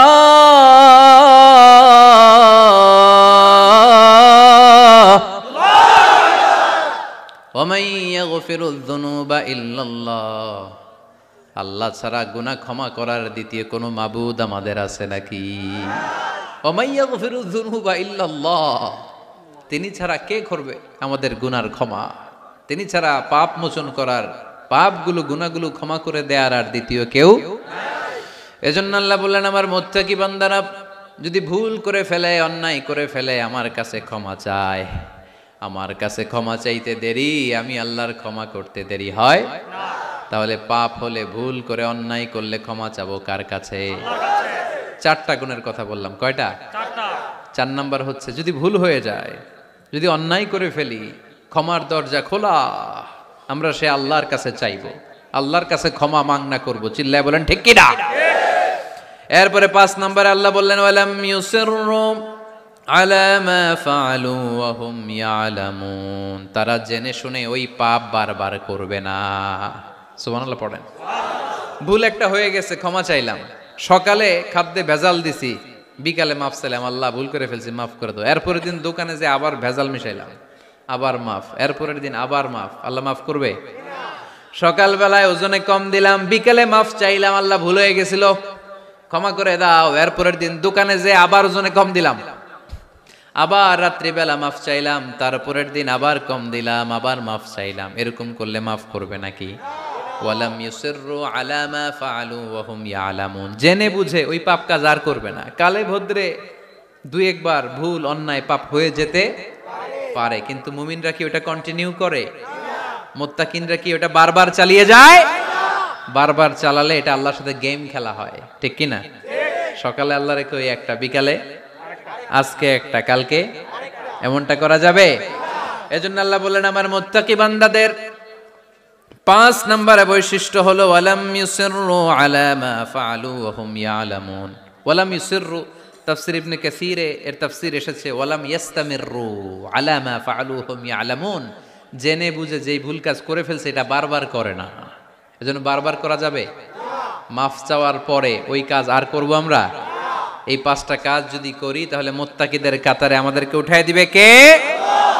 এজন্য আল্লাহ বললেন, উলাইকা জাযাউহুম মাগফিরাতুম মির রাব্বিহিম ওয়া জান্নাতুন তাজরি মিন তাহতিহাল আনহারু খালিদিনা ফিহা ওয়া নি'মা আজরুল আমিলিন।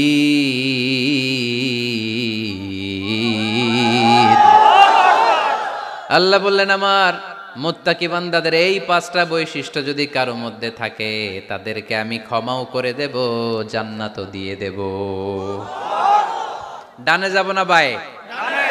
আরো জোরে, ডানে না বায়ে? ডানে আছে ক্ষমার জান্নাত, ডানে কি? বায়ে আছে আল্লাহর রাগ আর জাহান্নাম। তাই সিদ্ধান্ত আমরা নিয়েছি, বাম দিকে আমরা যাব না, ডান দিকে যাব। ডান দিকে গেলে ক্ষমাও পাওয়া যাবে, জান্নাত পাওয়া যাবে, কিন্তু কাজ করতে হবে কয়টা? 1 নাম্বার সুখে দুঃখে দান করা, 2 নাম্বার রাগকে নিয়ন্ত্রণ করা, 3 নাম্বার মানুষকে ক্ষমা করা, 4 নাম্বার ভুল হলে আল্লাহর কাছে তওবা করা, 5 নাম্বার ওই পাপের কাজ বারবার না করা। ভুল একবার হতে পারে, 2 বার হতে পারে, বারবার ভুল মুত্তাকিরা করে না, ঠিক কি না? এই 5টা কাজ করলে মুত্তাকি বানাবে কে? মনে থাকবে? মনে থাকবে সবার? যেই কোনো অবস্থায় একটু দেয়ার অভ্যাস করা যাবে? রাগটার একটু নিয়ন্ত্রণ করা যায় না? করা যাবে? আর অন্যের ব্যাপারে কোনো ক্ষোভ, হিংসা, বিদ্বেষ নিয়ে আমরা রাতে ঘুমোতে যেতে চাই না, ভুলে গেলাম আমরা সব। পারবেন তো? ভুল হলে ক্ষমা চাবো কার কাছে?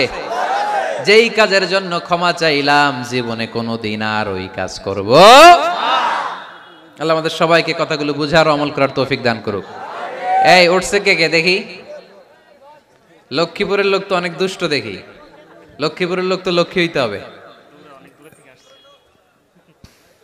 এগুলো কি? প্রশ্নের জন্য আমার আলাদা দাওয়াত দিয়েন। এই প্রশ্নে আধা ঘন্টা লাগবে। যেটা বলছে এটা ফিনিশিং দেয় নাই তো এখনো, এই অর্ধেক ভুলে যাবে আপনার প্রশ্নের উত্তর শুনলে। মুত্তাকিদের বৈশিষ্ট্য কয়টা মনে থাকবে? ভাবিরে যে শোনাইতে পারবেন? পারাম পারাম মানে পারবো। তো এই 5টা বৈশিষ্ট্য যদি থাকে তাহলেই আমরা মুত্তাকি, তাহলেই আমাদের জন্য ক্ষমা রেডি রাখবে কে? জান্নাত রেডি রাখবে কে? প্রথম গুণ আমি বলেছিলাম দান করব আমরা সুখে দুঃখে, রাগকে নিয়ন্ত্রণ করব 2 নাম্বার, মানুষকে ক্ষমা করে দেব 4 নাম্বার, ভুল হতে পারে মাফ চাবো কার কাছে? কিন্তু ওই ভুল বারবার করব, মনে থাকবে সবার? আল্লাহ আমাদের সবাইকে কথাগুলো বুঝার ও আমল করার তৌফিক দান করুক, আমরা পড়ি আমিন। দীর্ঘক্ষণ আপনারা দাঁড়িয়ে বসে আজকের আলোচনা শুনে, এই উঠতেছেন কেন? হ্যাঁ বসেন বসেন, আমি তো উঠি নাই। যারা আপনারা আজকের এই প্রোগ্রামটা সার্থক করলেন আমি শুকরিয়া জানাই। মিডিয়া কর্মী তোমরা যারা এসেছো তোমাদেরকে অন্তরের অন্তঃস্থল থেকে শুভেচ্ছা জানাই। মাহফিল কমিটি যারা অ্যারেঞ্জ করেছেন আমাকে ইনভাইট করেছেন শুকরিয়া জানাই। পর্দার অন্তরালে আমার মা বোনেরা যারা আজকে আমাদেরকে শুনলেন, আপনারাও একটু রাগ টাগ কমাবেন। এই ওয়াজ শুধু ভাইদের জন্য না, আমাদের বোনরাও মাঝে মাঝে রাগ করে ফেলে, ঠিক কিনা? বোনরা রাগ করলে বিপদ, রোজা রাখা লাগবে, রান্না বান্না করবে না। তো এই জন্য আপনারাও এই 5টা আমল শুধু পুরুষদের জন্য না, নারীদের জন্য। তো এই জন্য আমরা সবাই জন্য এগুলোর উপর আমল করি, একটা সুখী সমৃদ্ধ বাংলাদেশ গড়ি। স্থানীয় প্রশাসনের ভাইরা যারা আছেন আজকের প্রোগ্রামের ব্যাপারে সহযোগিতা করেছেন, শুকরিয়া। জনপ্রতিনিধি যারা আছেন তাদেরকে শুকরিয়া। আপনারা সবাই ভালো থাকেন, সুস্থ থাকেন, সুন্দর থাকেন, দোয়া করে দিই না। আবারও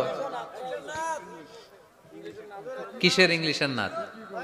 এতক্ষণ কি শুনছো?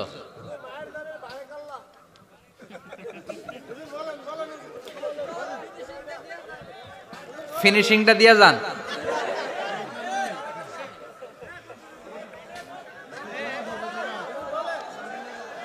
He was Muhammad sallallahu alayhi wasallam. Muhammad, mercy upon mankind, teacher of all mankind, Abul Qasim, Ya Habibi, Ya Muhammad, Ya Shafi'i, Ya Muhammad, خير خلق الله محمد، يا مصطفى يا إمام المرسلين، يا مصطفى يا شفيع العالمين. He taught us to be just and kind and to feed the poor and hungry, help the wafer and the orphan child, and to not be cruel and miserly. His speech was soft and gentle, like a mother stroking her child. His mercy and compassion were most radiant when he smiled. Was Muhammad sallallahu alayhi wasallam. Muhammad, mercy upon mankind, teacher of all mankind, Abul Qasim, Ya Habibi, Ya Muhammad, Ya Shafi'i, Ya Muhammad, khayru khalqillahi.